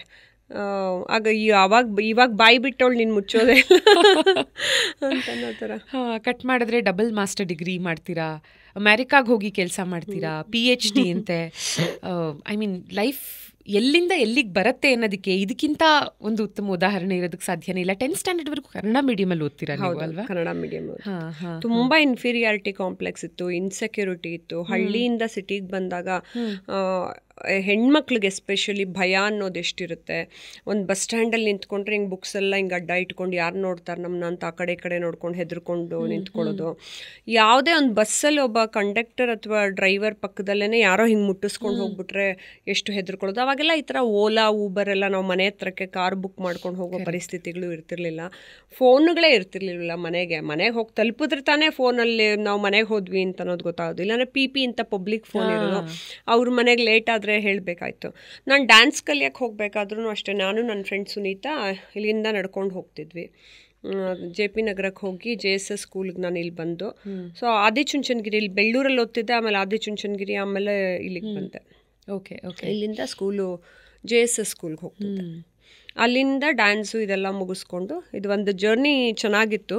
ಬಟ್ ಏನು ಅಂತಂದರೆ ನನ್ನ ಜೀವನದಲ್ಲಿ ನಾನು ಮೊದಲು ಓದಬೇಕು ಅಂತ ಅಷ್ಟು ಇಷ್ಟಪಟ್ಟಿರಲಿಲ್ಲ. ಒಂದು ಲೆವೆಲ್ಗೆ ಹೋದ್ಮೇಲೆ ಮದುವೆ ಆಗಿ ಸೆಟ್ಲ್ ಆಗಿಬಿಡ್ಬೇಕು, ಗಂಡ ನೋಡ್ಕೋತಾನೆ ಬಿಡು ಅಂತ ಹಂಗೆ ಅಂದ್ಕೊಂಡು ಸುಮ್ಮನೆ ಆಗಿಬಿಡಿದ್ದೆ. ಆಮೇಲೆ ಜೀವನದ ಕಷ್ಟ ನಾನು ದುಡಿಬೇಕು ಅನ್ನೋದು ತೋರಿಸಿದ್ಮೇಲೆ ದುಡಿಯೋದ್ರ ಜೊತೆಗೆ ನಾನು ಕಷ್ಟಪಟ್ಟಂಗೆ ಪಾಪ ಬೇರೆ ಹೆಣ್ಮಕ್ಳು ಕಷ್ಟಪಡುವಾಗ ನಾನು ಬೇರೆಯವ್ರಿಗೆ ಸಹಾಯ ಮಾಡಬೇಕು ಅಂತ ನನ್ನ ಆ ಥಾಟ್ಸಲ್ಲಿ ಕಾಲೇಜ್ ಡೇಸಿಂದಾನೇ ಐ ಸ್ಟಾರ್ಟೆಡ್ ಸಪೋರ್ಟಿಂಗ್ ಈ ಸ್ಪೆಷಲ್ ಚಿಲ್ಡ್ರನ್ನು. ಸ್ಕೂಲ್ಗಳಿಗೆ ಡ್ಯಾನ್ಸ್ ಎಲ್ಲ ಹೇಳ್ಕೊಡ್ತಾ ಇದ್ನಲ್ಲ ಅದೆಲ್ಲ. ಆವಾಗ ಬೇರೆ ಮಕ್ಕಳನ್ನ ನೋಡಿ ಪ್ಯಾರ್ಲಲಿ ಇಲ್ಲ ನಾನು ಓದಲೇಬೇಕು, ನಾನು ಓದಿದ್ರೇ ಸಮಾಜದಲ್ಲಿ ನಂಗೊಂದು ಒಳ್ಳೆ ಹೆಸರು ಸಿಗೋದು ಅಂತ ಓದೋದನ್ನು ನಿಲ್ಲಿಸಲಿಲ್ಲ, ಕೆಲಸ ಮಾಡೋದನ್ನು ನಿಲ್ಲಿಸಲಿಲ್ಲ, ನನ್ನ ಪ್ಯಾಷನ್ಗಳನ್ನು ನಿಲ್ಲಿಸ್ಕೊಳ್ಳಿಲ್ಲ, ಡ್ಯಾನ್ಸ್ ಮಾಡೋದು ಅದೆಲ್ಲ. ಲವ್ಲಿ. ಸೊ ಏನಂದರೆ ಗುಂಪಲ್ಲಿದ್ದಾಗ ನಮಗೊಂದು ಮೋಟಿವೇಶನ್ ಇರುತ್ತೆ, ಬಟ್ ಒಬ್ಬರೇ ಇದ್ದಾಗಲೂ ಆ ಮೋಟಿವೇಶನ್ ಇದೆ ಅಂದರೆ ಆ motivation it's there from within ಅಂತ. MA ಇನ್ ಫಿಲಾಸಫಿ ನೀವು ಮಾಡಬೇಕಾದ್ರೆ you were the only student. Exactly. Motivation ಕಳ್ಕೊಳ್ದಿರಾ ಅದನ್ನು ಕಂಪ್ಲೀಟ್ ಮಾಡ್ತೀರಾ. ಆ್ಯಂಡ್ ಇವತ್ತಿಗೂ ಯು ಆರ್ ಪುಷಿಂಗ್ ಯೂನಿವರ್ಸಿಟೀಸ್ಗೆ ಸೇಯಿಂಗ್ ನಾನು ಸ್ಟೂಡೆಂಟ್ಸ್ನ ಕಳಿಸ್ತೀನಿ, ಪ್ಲೀಸ್ ನೀವು ಸ್ಟಾರ್ಟ್ ಮಾಡಿ ಅಂತ. ಹೌದು. ಅದು ಏನಾಯಿತು ಅಂತ ಹೇಳಿದ್ರೆ, ನಾನು ಏನೇನೋ ಓದಬೇಕು ಅನ್ನೋದಕ್ಕೆ ಏನು ಓದಬೇಕು ಅಂತ ಹೇಳಿದ್ರೆ, ನನ್ನ ಗಾಡ್ ಪೇರೆಂಟ್ಸ್ ಅಮೆರಿಕಲ್ಲಿದ್ದಾರೆ, ರವಿ ರಾಜ್ಗೋಪಾಲು, ಗಾಯತ್ರಿ ರವಿ ಅಂತ. ಅವರು ಫಿಲಾಸಫಿ ಅಂತ ನನಗೆ ಇಂಟ್ರೆಸ್ಟ್ ಬರ್ಸಿ ಸಬ್ಜೆಕ್ಟು ಇದ್ರ ಬಗ್ಗೆ ಎಲ್ಲ, ನೀನು MA ಇನ್ ಫಿಲಾಸಫಿನೇ ಮಾಡು, ಬೇರೆಯವ್ರಿಗಿಂತ ಡಿಫ್ರೆಂಟ್ ಆಗಿರು ಅಂತ ಅನ್ನೋದು. ಅದನ್ನೇ ಸೇರ್ಕೊಂಡು ಅವಾಗ ಹೋಗಿ ಹುಡುಕ್ದೆ ಎಲ್ಲ ಕಾಲೇಜಲ್ಲೂ ತುಂಬ ಹಿಂಸೆ ಕೊಟ್ಬಿಟ್ರು ನನ್ನ, ಅಲ್ಸಿ ಇದೇ ತೊಗೊಳಲ್ಲ, ಅಡ್ಮಿಷನ್ ತೊಗೊಳಲ್ಲ ಅಂತ. ಆಮೇಲೂ ಗಲಾಟೆ ಮಾಡಿ ಸೇರ್ಕೊಂಡು ಒಬ್ಳೆ ಎಕ್ಸಾಮ್ ಬರೆದು, ಆ ಎಕ್ಸಾಮ್ ಬರೆದ್ರೆ ಕರೆಕ್ಷನ್ ಮಾಡಿ ಪೇಪರ್ ರಿಸಲ್ಟ್ ಎಲ್ರದ್ದು ಬರೋದು, ನನ್ನೊಬ್ಬಳದು ಬರ್ತಿರ್ಲಿಲ್ಲ. ಅದಕ್ಕೆ ತಿರ್ಗಾ ಫೋನ್ ಮಾಡು, ಅದನ್ನು ಫಾಲೋ ಅಪ್ ಮಾಡು, ಈ ಥರ ಎಲ್ಲ ಮಾಡಿ ನಂಗೆ ಒಂಥರ ಹಿಂಸೆ ಆಗೋಯ್ತಪ್ಪ, ಹೆಂಗೆ ಮುಗಿಸೋದು ಅಂತ. ಅದನ್ನೆಲ್ಲ ಮುಗಿಸ್ಕೊಂಡು ಇಲ್ಲಿ ತಂಗ ಬಂದೆ. ಅದಾದ್ಮೇಲೆ PhD ಮಾಡೋಕ್ಕೆ ಇನ್ನೊಂದು ಡಾಕ್ಟ್ರೇಟ್ಗೆ ಇನ್ನೊಂದು ಪ್ರಾಬ್ಲಮ್ ಮಾಡಿದ್ರು. ಎಲ್ಲ ಮುಂದೆ ಬಿಸಾಕೋದು ನಂದನ್ನು. ಅಂದರೆ ಇಲ್ಲಿ ಈ ಯೂನಿವರ್ಸಿಟಿಯಿಂದ ಅಲ್ಲಿಗೆ ಹಾಕು, ಆ ಯೂನಿವರ್ಸಿಟಿಯಿಂದ ಇಲ್ಲಿಗೆ ಹಾಕು ಅಂತ. ಯಾರೂ ರೆಸ್ಪಾನ್ಸಿಬಿಲಿಟಿ ತೊಗೊಳಕ್ಕೆ ರೆಡಿ ಇರಲಿಲ್ಲ. ಬಟ್ ಸರ್ಟಿಫಿಕೇಷನ್ ಅನ್ನೋದು ಒಂದು ಬೇಕಾಗತ್ತೆ ಈ ಕಲಿಯುಗದ ಸಮಾಜದಲ್ಲಿ, ಅದು ಬೇಕು ಅನ್ನೋದಕ್ಕೆ. ಅದು ತೊಗೊಂಡೇ ನನಗೆ ಜ್ಞಾನ ಬಂತು ಅಂತಲ್ಲ. ಕರೆಕ್ಟ್. ಜ್ಞಾನ ನಮ್ಗಳಲ್ಲಿರುತ್ತೆ, ಆ ಜ್ಞಾನ ಪೇಪರ್ಗೆ ಹಾಕ್ಬಿಟ್ಟು ಸುಮ್ಮನೆ ಒಂದು ಸರ್ಟಿಫಿಕೇಟ್ ಇಟ್ಕೋಬೇಕು ಅಂತ ಅಲ್ಲ. ಬಟ್ ನೋಡಿ, ಡಾಕ್ಟರ್ ಆಗಬೇಕು ಅಂತ ಬಹಳ ಆಸೆ ಪಡ್ತೀರಾ. ಮೆಡಿಕಲಿ ಅಂದರೆ MBBS ಅಂತ ಅಂದಿದ್ರು, ಡಾಕ್ಟರ್ ರೂಪಾ ಅಯ್ಯರ್ ಆಗಿದ್ದೀರಾ. ನಾನು ಚಿಕ್ಕ ವಯಸ್ಸಲ್ಲಿ ಅದು ಆಸೆ ಪಟ್ಟಿದ್ದೆ. ನಿಮ್ಗೆ ಹೆಂಗೆ ಗೊತ್ತಾಯ್ತು? ನಾನು ಯಾವ ಇಂಟರ್ವ್ಯೂಲ್ಲೂ ಹೇಳಿರಲಿಲ್ಲ. ಹೌದು, ನಾನು ಬೆಳ್ಳೂರಲ್ಲಿದ್ವಲ್ಲ, ಬೆಳ್ಳೂರು ಕ್ರಾಸಲ್ಲಿ ಮೆಡಿಕಲ್ ಕಾಲೇಜ್ ಇತ್ತು. ಆಗ ನಂಗೆ ತುಂಬ ಆಸೆ ಇತ್ತು, ಅದೇ ಫಸ್ಟಲ್ಲಿ ಮೆಡಿಕಲ್ ಕಾಲೇಜ್ ಆದಾಗ ನಾನು ಓದಬೇಕು ಅಂತ. ಆದರೆ ನಾನು ಎಷ್ಟು ಪೆದ್ದಿ ಅಂದರೆ, ನಮ್ಮಮ್ಮನೇ ಟೀಚರ್ ಅಲ್ವಾ, ನಮ್ಮಮ್ಮ ಹೇಳ್ಕೊಟ್ಬಿಟ್ಟಿದ್ರು ಗಣೇಶನ ಪೂಜೆ ಮಾಡು, ಎಲ್ಲ ಎಕ್ಸಾಮಲ್ಲೂ ಪಾಸ್ ಅಂತ. ಸೊ ನನಗೆ ಮ್ಯಾಥ್ಸು ಸೈನ್ಸು ತಲೆಗೆ ಹೋಗ್ತಿಲ್ಲ ಅಂತಂದಾಗ, ಅದಕ್ಕೆ ಬಿಡು ಗಣೇಶಂದು 21 ದಿನ ಪೂಜೆ ಮಾಡ್ಕೊಳ್ಳೋಣ, ನಾನು ಪಾಸ್ ಆಗೋಗ್ತೀನಿ ಅಂತ. ನಿಜವಾಗ್ಲೂ ಹಂಗಾಯ್ತು. ದಿನ ಅಲ್ಲಿ ಕೊಳದಲ್ಲಿ ನೀರು ತಗೊಂಡು ಗಣೇಶನ್ಗೆ ಅಭಿಷೇಕ ಮಾಡಿ 21 ಗರ್ಕೆ ಇಟ್ಟು ಅದೆಲ್ಲ ಮಾಡ್ತಾ ಇದ್ದೆ. ಅದೇನೋ ಅದು ವರ್ಕ್ಡ್ ಔಟ್ ದೇವ್ರದ್ದು. ಆಮೇಲೆ ಸ್ಕೂಲ್ಗೆ ಹೋಗ್ಬೇಕಾದ್ರೆ ಗಣೇಶನ ದೇವಸ್ಥಾನ ನಾನು ಕಲ್ಲೆತ್ಕೊಂಡು ಬೇರೆ ಹೋಗ್ತಿದ್ದೆ ಎಕ್ಸಾಮ್ ಬರ್ಸು ಅಂತ. ನಾನು ಓದ್ದೇ ಹೋದ್ರೆ ದೇವ್ರಿಗೆ ಎಕ್ಸಾಮ್ ಬರ್ಸ, ಆದ್ರೆ ಆ ನಂಬಿಕೆ ಖಂಡಿತ ವರ್ಕ್ ಆಗೇ ಆಗತ್ತೆ. ಅದು ಹೆಂಗೋ ಬರ್ದು ಎಲ್ಲಾದ್ರಲ್ಲೂ ಅವಾಗ್ಲೇನೆ ನಾನು ಫಸ್ಟ್ ಪ್ರೈಸ್ ತಗೋತಿದ್ದೆ, ಡ್ಯಾನ್ಸಲ್ಲಿ ಮುಂದೆ ಇದ್ದೆ, ಅದೆಲ್ಲ ಮಾಡ್ಕೋತಾ ಇದ್ದೆ. ಜೀವನದ ಬಗ್ಗೆ ಜ್ಞಾನ ಇತ್ತು, ಅವಾಗ್ಲೇನೆ ದುಡಿಬೇಕು, ಚಿಕ್ಕವಳಾಗಿದ್ದಾಗಲೇ ಸಂಪಾದನೆ ಮಾಡಬೇಕು ಅನ್ನೋದೆಲ್ಲ. ಬಟ್ ಓದೋದು ನಾನೇನು ಫಸ್ಟ್ ರ್ಯಾಂಕ್ ಸ್ಟೂಡೆಂಟು ಮುಂದೆ ಕೂತ್ಕೋತಿದ್ದೆ ಅಂತೆಲ್ಲ ಇರಲಿಲ್ಲ. ಆದರೆ ನನಗೆ ಇವಾಗ MA ಇನ್ ಫಿಲಾಸಫಿಲಿ 93, 97 ಎಲ್ಲ ಬಂದಾಗ, ಅಯ್ಯೋ ನನ್ನ ಜೀವನದಲ್ಲಿ ಫಸ್ಟ್ ಟೈಮ್ ಇಷ್ಟು ಮಾರ್ಕ್ಸ್ ಬಂದಿದೆ ಅಂತ ಎಲ್ರಿಗೂ ತೊಗೊಂಡೋಗ್ತಾ. ನಾನು ಯಾವತ್ತೂ ಅಷ್ಟು ಫಸ್ಟ್ ಕ್ಲಾಸ್ ಬರ್ತಿದ್ದೆ, ಬಟ್ ತುಂಬ ಏನು ಕಾಂಪಿಟೇಷನಲ್ಲಿ ನಾನೇ ಎಲ್ರಿಗಿಂತ ಓದಬೇಕು ಅಂತ ಓದ್ತಿರ್ಲಿಲ್ಲ. Okay okay. ನೋಡಿ, ಬೆಳ್ಳೂರಿಂದ ಬೆಂಗಳೂರಿಗೆ ಬರ್ತೀರಾ. ಇವತ್ತಿನ ದಿನ ಸಾಕಷ್ಟು ಫ್ರೆಂಡ್ಸು ಇಲ್ಲಿ, ಇಂಡಸ್ಟ್ರಿಯವ್ರು ಇರಬಹುದು, ಫ್ಯಾಮಿಲಿ ಫ್ರೆಂಡ್ಸ್ ಇರಬಹುದು, ಫ್ಯಾಮಿಲಿ ಇರಬಹುದು. ಬಟ್ ಓಲ್ಡೆಸ್ಟ್ ಫ್ರೆಂಡ್ ಅಂದರೆ ಯಾರು ಚಿಕ್ಕ ವಯಸ್ಸಿನ? ನನಗೆ to be frank with you, ನನಗೆ ಇವಾಗ ಯಾರು ಒಬ್ಬರು ಫ್ರೆಂಡು ಇಲ್ಲ ಜೀವನದಲ್ಲಿ. ನಾನು ಡ್ಯಾನ್ಸ್ಗೆ ಹೋಗ್ಬೇಕಾದ್ರೆ ನಾನು ಸುನೀತಾ ಅಂತ, ನಾನು ಬೆಂಗಳೂರಿಗೆ ಬಂದಾಗ ಕ್ಲಾಸಿಕಲ್ ಡ್ಯಾನ್ಸ್ ಫ್ರೆಂಡ್ ಇದ್ದಾರೆ ಅವರು. ಅದು ಬಿಟ್ಟರೆ ನಾನು ಬೆಳ್ಳೂರಲ್ಲಿ ಇದ್ದಾಗ ತುಂಬ ಬಡತನದಲ್ಲಿ ನಾನು ನಮ್ಮನೆ ಹಿಂದ್ಗಡೆ ವೆಂಕಟಲಕ್ಷ್ಮಿ ಅಂತ, ಅಮ್ಮಯ್ಯ ಅಂತ ಕರಿತಿದ್ವಿ, ಅವರೇ ಇವಾಗ ಟೀಚರ್ ಆಗಿದ್ದಾರೆ ಮಂಡ್ಯ ಅಲ್ಲಿ. ಅವರು ತುಂಬ ಬಡತನದಲ್ಲಿ ಇದ್ರು. ನಾನು ಅವಳೆಲ್ಲ ಸೇರ್ಕೊಂಡು ಈ ಜ್ಞಾನಪೀಠ ಪ್ರಶಸ್ತಿ ವಿಜೇತರದೆಲ್ಲ ಬೋರ್ಡ್ ಎಲ್ಲ ಕಟ್ ಮಾಡಿ ಅಂಟಿಸ್ತಿದ್ವಿ. ಆಗಿನ ಕಾಲದಲ್ಲೇ ತಲೆ ಉಪಯೋಗಿಸಿ ಅಂಟಿಸ್ಬಿಟ್ಟು ಅವ್ರ ಬಗ್ಗೆ ಎಲ್ಲ ಪ್ರಬಂಧಗಳು ಬರೆಯೋದು, ಕ್ರಿಯೇಟಿವ್ ಕೆಲಸಗಳೆಲ್ಲ, ಕ್ರಾಫ್ಟಿಂಗ್ ಎಲ್ಲ ಆ ಥರದ್ದೆಲ್ಲ ಮಾಡ್ತಾ ಇದ್ವಿ. ಸೊ ಆ ಥರ ಅವಳೊಬ್ಳು ಫ್ರೆಂಡು. ಅದಾದ್ಮೇಲೆ ತುಂಬ ಸ್ಕೂಲ್ ಫ್ರೆಂಡ್ಸ್ ಅವರೆಲ್ಲ ಸುಮ್ಮನೆ ಫ್ರೆಂಡ್ಸ್ ಅಂದರೆ ನೋನ್ ಪೀಪಲ್ ಫ್ರೆಂಡ್ಸ್ ಆಗಿದ್ದಾರೆ. ಬಟ್ ನಾನೊಂಥರ ಮಿಸ್ಟೀರಿಯಸ್ ವ್ಯಕ್ತಿ, ಎಲ್ರಿಗೂ ಎಲ್ಲವನ್ನು ಹೇಳ್ಕೊಳ್ಳಲ್ಲ. ನನ್ನ ನೋವು, ನನ್ನ ಕಷ್ಟಗಳನ್ನು ನಾನು ಒಳಗೊಳಗೆ ಇಟ್ಕೊಂಡು ನಾವೇ ಅದನ್ನೆಲ್ಲ ನಿಭಾಯಿಸ್ತಾ ಹೋಗ್ತೀವಿ. ಇನ್ನೊಬ್ರಿಗೆ ಹೇಳ್ಕೊಂಡು ಅದಕ್ಕೆ ಸಲ್ಯೂಷನ್ ಕಂಡುಕೋಬೇಕು ಅನ್ನೋ ಪರಿಸ್ಥಿತಿ ನನಗಿರಲಿಲ್ಲ. ನನಗೆ ಭಯ ಇರ್ತಿತ್ತು, ಯಾರೆಲ್ಲ ಆಡ್ಕೊಂಡ್ಬಿಡ್ತಾರೋ ನಮ್ಮ ಬಡತನನ, ನಮ್ಮ ಕಷ್ಟನ ಅಂತೆಲ್ಲ. ನಾನು ಯಾರಿಗೂ ಏನೂ ಹೇಳ್ಕೊತಿರ್ಲಿಲ್ಲ. ಸೊ ಇವಾಗ ಆಮೇಲೆ ಸುನೀತಾ ಅಂತ ಫ್ರೆಂಡು, ಅಂದರೆ ಇವಾಗಲ್ಲ ಸ್ಕೂಲಲ್ಲಿ, ಅದನ್ನು 8th ಸ್ಟ್ಯಾಂಡರ್ಡ್ 9th ಸ್ಟ್ಯಾಂಡರ್ಡಲ್ಲಿ. ಅದಾದ್ಮೇಲೆ ಯಾರ್ಯಾರೋ ಒಂದಷ್ಟು ಜನ ಬಂದು ಹೋದ್ರು ಅಷ್ಟೇ. ಇಂಡಸ್ಟ್ರಿಯಲ್ಲಿ ಯಾರಾದರೂ 4 AM ಫ್ರೆಂಡ್ಸ್ ಅಂತಾರಲ್ಲ, ಅಂದರೆ ಅದಕ್ಕೊಂದು ಟರ್ಮಿನಾಲಜಿ ಆ ಥರ. ನಾನು 4 AM ಗೆದ್ದು ಪೂಜೆ ಮಾಡ್ತೀನಿ ಹೊರತು 4 AM ಸದ್ಯ ನನ್ನ ಜೊತೆ ಪೂಜೆ ಮಾಡಕ್ಕೆ ಬನ್ನಿ ಅಂದರೆ ಯಾರು ಫ್ರೆಂಡ್ಸ್ ಬರಲ್ಲ. ಬೇರೆ ನಾನು ಸಂಜೆ ಹೊತ್ತು ನೋ ಪಾರ್ಟೀಸ್, ಡಿನ್ನರ್ಗೆಲ್ಲ ಹೋಗ್ತೀನಿ. ಈಗ ಫ್ಯಾಮಿಲಿ ಡಿನ್ನರ್ಗೆಲ್ಲ ನಮ್ಮ ಅಕ್ಕ ಅವರೆಲ್ಲ ಆರ್ಗನೈಸ್ ಮಾಡಿದ್ರೆ, ಗೌತಮು, ನಾನು, ಗೌರವು ನನ್ನ ಫ್ಯಾಮಿಲಿಯಿಂದ ಅಥವಾ ನಮ್ಮ ಅಮ್ಮನ ಫ್ಯಾಮಿಲಿಯಿಂದ ಆ ಥರ ಡಿನ್ನರ್ಗೆಲ್ಲ ಹೋಗ್ತೀನಿ. ಪಾರ್ಟಿ ಗಿರ್ಟಿಗೆಲ್ಲ ಹೋಗೋದು ನಾನು ತುಂಬ ಕಮ್ಮಿ. ಕಾಲೇಜ್ ಡೇಸಲ್ಲಿ ಭಯ ಇತ್ತು ಹೋಗೋಕ್ಕೆ, ಅಂದರೆ ನಾವು ಹೋಗಬೇಕು ಅಂದ್ಕೊಂಡ್ರೂ ಭಯ ಇತ್ತು, ಯಾಕೆ ನಮಗೇನು ಫೆಸಿಲಿಟೀಸ್ ಇರಲಿಲ್ಲ. ಇವಾಗೆಲ್ಲ ನಂಗೆ ಟೈಮೇ ಸಿಗಲ್ಲ ಲಿಟ್ರಲಿ. ನನಗೆ ತುಂಬ ಕೆಲಸ. ಆಮೇಲೆ ನಾನು ಬೆಳಗ್ಗೆ ಎದ್ದು ಪೂಜೆ ಮಾಡಬೇಕು ಅಂತ ಅಂದ್ಕೊಂಡಾಗ ನಂಗೆ ರಾತ್ರಿ ಹೊತ್ತು ಲೇಟ್ ಈವ್ನಿಂಗ್ ನಾನು 8:30 9 ಗಂಟೆಗೆ ಮಲ್ಕೊಂಡ್ಬಿಡ್ಬೇಕು. ಕರೆಕ್ಟ್. 3 ಗಂಟೆಗೆ ಎದ್ದು ಹೇಳ್ತೀರಾ, ಹಾಗಾಗಿ ಅದು ಎದ್ದು ಪೂಜೆಗಳೆಲ್ಲ ಮಾಡ್ಕೋಬೇಕು. ಇಲ್ಲ ಆಮೇಲೆ ಡೇ ಟೈಮಲ್ಲಿ ನೋಡಿ ಟೈಮೇ ಸಿಗಲ್ಲ, ಹೋಲ್ ಡೇ ಅಲ್ಲಿ ಬಿ ವೆರಿ ಬಿಸಿ. ನನ್ನ ಲೈಫಲ್ಲಿ ಕೆಲವ್ರನ್ನ ನಾನು ಮೀಟ್ ಮಾಡಿದಾಗ ಅನಿಸುತ್ತೆ ದಟ್ ಪಾದರಸದ ಥರ ಇರ್ತಾರೆ ಗೊತ್ತಾ, ಸಿಕ್ಕಾಪಡೆ active, always on their toes, ಬೆಳಗ್ಗಿಂದ ರಾತ್ರಿವರೆಗೂ ಏನೋ ಒಂದು ಮಾಡ್ತಿರ್ತಾರೆ, ವಾರದಲ್ಲಿ 7 ದಿನ ಬ್ಯುಸಿ ಇರ್ತಾರೆ. You are one such person Roopa ಅವರೇ. ಆ್ಯಂಡ್ ಐ ಥಿಂಕ್ ಅದು ನಾವೇ ಕಲ್ಟಿವೇಟ್ ಮಾಡ್ಕೊಳಕ್ಕಾಗಲ್ಲ. ಅಂದರೆ ಇವಾಗ ಹೊಸದಾಗಿ ನಾನು ಮಾಡ್ಕೋತೀನಿ ಅನ್ನೋರಿಗೆ ಬಹಳ ಕಷ್ಟ. ಅದೊಂಥರ ಇನ್ಬಿಲ್ಟ್ ಇರಬೇಕು. ನೀವು ಚಿಕ್ಕ ವಯಸ್ಸಿಂದಾನು ಡ್ಯಾನ್ಸ್ ಹೇಳ್ಕೊಡ್ತಿದ್ರಿ, ಬಟ್ಟೆಗಳನ್ನ ಹೊಲ್ಕೊಡ್ತಿದ್ರಿ, ಬ್ಯೂಟಿ ಪಾರ್ಲರ್ ಕೋರ್ಸ್ ಕೂಡ ಮಾಡಿದ್ರಿ. ಸೊ ನನಗೆ ಒಬ್ಬರು ಐ ಆಲ್ವೇಸ್ ರಿಮೆಂಬರ್, ಅಂದರೆ ನಮ್ಮೆಲ್ಲರಿಗೂ ಲೈಫಲ್ಲಿ ಯಾರೋ ಒಬ್ಬರು ಯಾವುದೋ ಒಂದು ಪಾಯಿಂಟಲ್ಲಿ ಮೋಟಿವೇಟ್ ಮಾಡಿರ್ತಾರೆ ಅನ್ನೋದಕ್ಕೆ. ನಮ್ಮ ಸೈಕ್ಯಾಟ್ರಿಸ್ಟ್ ಒಬ್ಬರು ಡಾಕ್ಟರ್ GS ಪಾಲಾಕ್ಷ ಅಂತ, ಭಾಳ ಚಿಕ್ಕ ವಯಸ್ಸಲ್ಲಿ ನಮ್ಮ ತಂದೆ ತಾಯಿ ಸುಮ್ಮನೆ ಫ್ಯಾಮಿಲಿ ನಾವು ಹೋಗ್ತಾ ಇದ್ವಿ, ಹೆಂಗಿರಬೇಕು ಏನು ಆಯ್ತಾ ಈ ಡಿಸ್ಕಷನ್ಗೆ. ಅವ್ರು ಯಾವಾಗಲೂ ಹೇಳೋರು, ಸೌಜನ್ಯ ನಿನ್ನ ಕೈ ಯಾವಾಗಲೂ ಅದನ್ನು ಮುಂದೆ ಇಟ್ಕೋ, 5 ಬೆರಳುಗಳು ಏನು ಕಾಣಿಸುತ್ತೆ ಜೀವನದಲ್ಲಿ, ನಾನು ಇದಾಗ್ತೀನಿ, ಇದಾಗಿಲ್ಲ ಅಂದ್ರೆ ಇದು, ಇದಾಗಿಲ್ಲ ಅಂದ್ರೆ ಇದು, 5 ಆಪ್ಷನ್ ಇಟ್ಕೋ. ಅವಾಗ ಒಂದಾಗಿಲ್ಲ ಅಂದಾಗ ನೀನು ತುಂಬ ಬೇಜಾರು ಮಾಡ್ಕೊಂಡು ಡಿಪ್ರೆಸ್ ಆಗ್ಬಿಡಲ್ಲ. ಬಿಕಾಸ್ ನಿನಗೆ ಇನ್ನೂ 4 ಗೊತ್ತಿರುತ್ತೆ. ನಿನಗೆ 4 ಕೈ ಹಿಡಿದಿಲ್ಲ ಅಂದ್ರೂ 5ನೇದು ಕೈ ಹಿಡಿಯುತ್ತೆ ಅಂತ. I tell the same thing. ನಾನು ಯಾವುದೇ ಕಾಲೇಜಿಗೆ ಸ್ಪೀಚ್ ಕೊಡಕ್ಕೆ ಹೋದ್ರು ಎಲ್ಲರೂ ಜನ Jack of all master of ನನ್ನ ಆಗಬೇಡಿ, ಒಂದೇ ಒಂದ್ರಲ್ಲಿ ಹೋಗಿ ಫೋಕಸ್ ಮಾಡ್ಕೊಡು ಅಂತಾರೆ. ನಾನು ಅದಲ್ಲ. ನಾನು ಎಲ್ರಿಗೂ ಹೇಳೋದು, ನೀವು ಮಲ್ಟಿ ಟಾಸ್ಕು ಮಾಡಬೇಕು, ಮಲ್ಟಿ ಟ್ಯಾಲೆಂಟೆಡ್ ಆಗಿರಬೇಕು, ಆಮೇಲೆ ಎಲ್ಲವನ್ನೂ ಪರ್ಫೆಕ್ಟಾಗೇ ಮಾಡಬೇಕು. ಒಬ್ಬ ಮನುಷ್ಯ ಒಂದನ್ನು ಚೆನ್ನಾಗಿ ಮಾಡಿದ್ರೆ ಇನ್ನೊಂದು ಖಂಡಿತ ಚೆನ್ನಾಗಿ ಮಾಡ್ತಾನೆ. ಒಬ್ಬನಿಗೆ ಒಂದು ಸರಿಗೆ ಬರಲ್ಲ ಅಂದರೆ ಇನ್ನೊಂದು ಸರಿಗೆ ಮಾಡಲ್ಲ, ನೀವು ಗಮನಿಸಬೇಕಾದ್ರೆ. ಸೊ ನಾನು ಹೇಳೋದು ಎಲ್ಲದರಲ್ಲೂ ಹೋಗಿ, ಒಂದ್ರಲ್ಲಿ ನೀವು ಕೆಳಗೆ ಬಿದ್ರೂ ಇನ್ನೊಂದು ಕೈ ಹಿಡಿಯುತ್ತೆ, ಅಥವಾ ನೀವು ಒಂದ್ರಲ್ಲಿ ಕೆಳಗೆ ಬಿದ್ದರೂ ನೀವು ಡಿಪ್ರೆಷನ್ಗೆ ಹೋಗಲ್ಲ. ಬಿಡೋ ಸೆಕೆಂಡ್ ಒನ್ನಲ್ಲಿ ನಾನು ಸಕ್ಸಸ್ನ ಪಡ್ಕೋತಿದ್ದೀನಿ ಅಂತ. ನನ್ನ ವಿಚಾರದಲ್ಲೂ ನಾನು ಅದೇ ಥರನೇ. ಆಮೇಲೆ ನನಗದು ಮೈಗೂಡ್ಕೊಂಡು ಬಂದಿದೆ ಅಂತಲ್ಲ, ನೀವು ಇದ್ರ ಮುಂಚೆ ಹೇಳಿದ್ರಲ್ಲ ನಾನು ಮಲ್ಟಿ ಟಾಸ್ಕು ಮತ್ತೆ ಬೆಳಗ್ಗೆಯಿಂದ ಸಂಜೆ ತನಕ ಪರ್ಪಸ್ಫುಲಿ ನಾ ಮಾಡಿಕೊಂಡೆ. ಯಾಕೆ ಅಂದರೆ ವೆನ್ ಐ ರಿಯಲೈಸ್ಡ್ ನಾನು ಈ ಜನ್ಮದಲ್ಲಿ ಕರ್ಮಗಳನ್ನು ಬೇಗ ಮುಗಿಸ್ಕೊಳ್ದೆ ಹೋದರೆ ಮುಂದಿನ ಜನ್ಮ ಬರಬೇಕು ಅನ್ನೋದು ಒಂದು ಥಾಟ್ ತಲೆಗೆ ಬಂದ್ಬಿಡ್ತಲ್ಲ. ಪರಮಾತ್ಮ ನನಗೆ ಬೇಡಪ್ಪ, ನೆಕ್ಸ್ಟ್ ಜನ್ಮ ನನಗೆ ಮುಕ್ತಿ ಕೊಡಬೇಕು ಅಂತ ನಾನು ಅಂದ್ಕೊಂಡಾಗ ಎಲ್ಲ ಕರ್ಮಗಳನ್ನ ಪಟ ನೀವು ಮುಗಿಸ್ಕೊಂಡು ಹೋಗಬೇಕು. 24 ಅವರ್ಸಲ್ಲಿ ನನಗೆ ಸುಸ್ತಾಯಿತು, ಸೊಂಟ ನೋವು ಬಂತು, ನಂಗೆ ದುಃಖ ಆಯಿತು, ನಾ ಮಲ್ಕೋಬೇಕು, ಅದಕ್ಕೆಲ್ಲ ನಾನು ಟೈಮೇ ಕೊಡೋಲ್ಲ. ಬಟ್ ಇವಾಗ ನಿಮ್ಮ ಪಾಯಿಂಟ್ ಆಫ್ ವ್ಯೂಯಿಂದನೇ ಒಂದು ಪ್ರಶ್ನೆ. ಯಾಕಂದರೆ ನನಗೆ ಮುಂದಿನ ಜನ್ಮ ಬೇಕು, ಐ ಲವ್ ರೀಬರ್ತ್, ಬಟ್ ಇದೇ ಥರ ಇರಬೇಕು ಅನ್ನೋ ಒಂದು ನಾನು ಹೇಳ್ತೀನಿ ಬನ್ನಿ. ಆಯಿತಾ? ಇವಾಗ ನೀವು ಎಷ್ಟೇ ಕರ್ಮಗಳನ್ನು ಫಾಸ್ಟಾಗಿ ಮುಗಿಸ್ಕೊಂಡ್ರು ಏನು guarantee that you can complete ಅದನ್ನು ಅಂತ? ನಿಮ್ಗೇನಂದರೆ ಒಂದು ದೇವರು ಸೂಚನೆ ಕೊಡ್ತಾ ಹೋಗ್ತಾನೆ, ಯಾವ ರೀತಿ ಭಕ್ತಿಲಿ ಕನೆಕ್ಟ್ ಆಗ್ತಾ ಹೋಗ್ತೀವಿ, ಯಾವ ರೀತಿ ಕರ್ಮಗಳನ್ನು ಮುಗಿಸ್ತಾ ಹೋಗ್ತೀವಿ, ಯಾವ ರೀತಿ ಕಾನ್ಷಿಯಸ್ ಆಗಿ ನನ್ನ ಶತ್ರು ನನ್ನ ಮುಂದೆ ನಿಂತಿದ್ದಾಗಲೂ ನಾನು ಒಳ್ಳೆಯವಳಾಗಿರ್ತೀನಿ, ಅವನು ಕೆಟ್ಟವನಾಗಿರಲಿ ನಾನು ಒಳ್ಳೆಯವಳಾಗಿರ್ತೀನಿ, ಅವನೇ ಹೆದರ್ಕೊಂಡು ಹೋಗ್ತಾನೆ.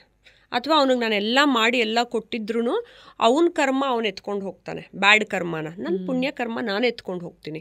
ಸರಿ, ನಿಮ್ಗೆ ಗೊತ್ತಾಗ್ತಾ ಹೊರಟೋಗ್ಬಿಡುತ್ತೆ. ನೀವು ಪೂಜೆ ಮಾಡ್ತಾ ಮೆಡಿಟೇಷನ್ ಮಾಡ್ತಾ ನೀನು ಯಾವುದು ಸರಿ ದಾರಿಲಿದೆಯಾ, ಆಯಿತು ಹಿಂದೆ ನೆನ್ನೆನೇ ತಪ್ಪು ಮಾಡಿದ್ನ ಇವತ್ತೇ ಕರೆಕ್ಷನ್ ಮಾಡ್ಕೊಂಡ್ಬಿಡ್ಬೇಕು. ಕೆಲವರು ತಪ್ಪು ಮೇಲೆ ತಪ್ಪು ಮಾಡ್ಕೋತಾರಲ್ಲ, ಆ ಕರೆಕ್ಷನ್ ಮಾಡೋಕ್ಕಾಗಲ್ಲ. ತಪ್ಪೇ ಮಾಡಲ್ಲ ಮನುಷ್ಯ ಅಂತಲ್ಲ, ಬೇಕಾದಷ್ಟು ತಪ್ಪು, ಅರ್ಜುನನೂ ಬೇಕಾದಷ್ಟು ತಪ್ಪುಗಳನ್ನು ಮಾಡಿದ್ರು. ಅದನ್ನು ಕೃಷ್ಣ ಸರಿಪಡಿಸ್ಕೊ ಅಂತ ಹೇಳಿ, ಅದೇ ರೀತಿ ನಾವು ತಕ್ಷಣ ಸರಿಪಡಿಸ್ಕೊಂಡು ಮುಂದಕ್ಕೆ ಹೊರಟೋದಾಗ ನಮ್ಗೆ ಅವಾಗ ಗೊತ್ತಾಗ್ತಾ ಹೋಗುತ್ತೆ ಕಾನ್ಷಿಯಸ್ನೆಸ್ಗೆ. ಆಮೇಲೆ ದೇವರು ಬ್ಯೂಟಿಫುಲ್ಲಾಗಿ ನಾವು 1 ಹೆಜ್ಜೆ ಇಟ್ಟರೆ ದೇವ್ರು 10 ಹೆಜ್ಜೆ ಇಡ್ತಾರಂತೆ ನನಗೆ ದಾರಿ ತೋರ್ಸೋಕ್ಕೆ. ಸೊ ಅವಾಗ ನಾನು 1 ಹೆಜ್ಜೆ ಇಟ್ಟು ಒಂದು ಮೆಡಿಟೇಷನ್ ನಾನು ಕೇಳ್ಕೊಂಡೆ ಅಂತ ಹೇಳಿದ್ರೆ ನನ್ನ ನೆಕ್ಸ್ಟ್ ಕರ್ಮಗಳನ್ನು ಅವರು ರೂಪಿಸ್ತಾ ಹೋಗ್ತಾರೆ. ಇವಾಗ ನಾನು ಫಿಲಮ್ ಮಾಡೋದೇ ಆಗಲಿ ಏನೇ ಆಗಲಿ, ನಾನು ಸುಮ್ಮನೆ ಸಬ್ಜೆಕ್ಟ್ ಏನೋ ತೊಗೊಂಡು ಮಾಡಲ್ಲ. ಬೆಳಗ್ಗೆ ಮೆಡಿಟೇಷನ್ ಕೂತ್ಕೋತೀನಿ, ಯಾವ್ದು ಮಾಡಬೇಕು ಅನ್ನೋದು ಪೂಜೆಗೆ ಕೂತಾಗ ಅವ್ರು ಅಪಿಯರ್ ಆಗಿ 100 ಸಬ್ಜೆಕ್ಟಲ್ಲಿ ನೀನು ಇದೊಂದು ಮಾಡು ಅಂತಾರೆ. ನನಗೇನು ಎಲ್ಲ ಮಾಡಿ ಕಮರ್ಷಿಯಲಿ ಹಿಟ್ಟಾಗಿ ಹಂಗಾಗಬೇಕು ಅಂತಿಲ್ಲ. ನನ್ನ ಕರ್ಮಗಳನ್ನು ಮುಗಿಸ್ಕೋಬೇಕು, ಎಲ್ಲದರಲ್ಲೂ ಸಕ್ಸಸ್ಸನ್ನು ಕಾಣ್ತೀವಿ ಅಂತಲ್ಲ. ನೀ ಎಲ್ಲ ಫಿನಿಷ್ ಮಾಡಿ ಮಾಡಿ ಮಾಡಿ ಮಾಡಿ ಮುಂದಕ್ಕೆ ಹೋಗಬೇಕು.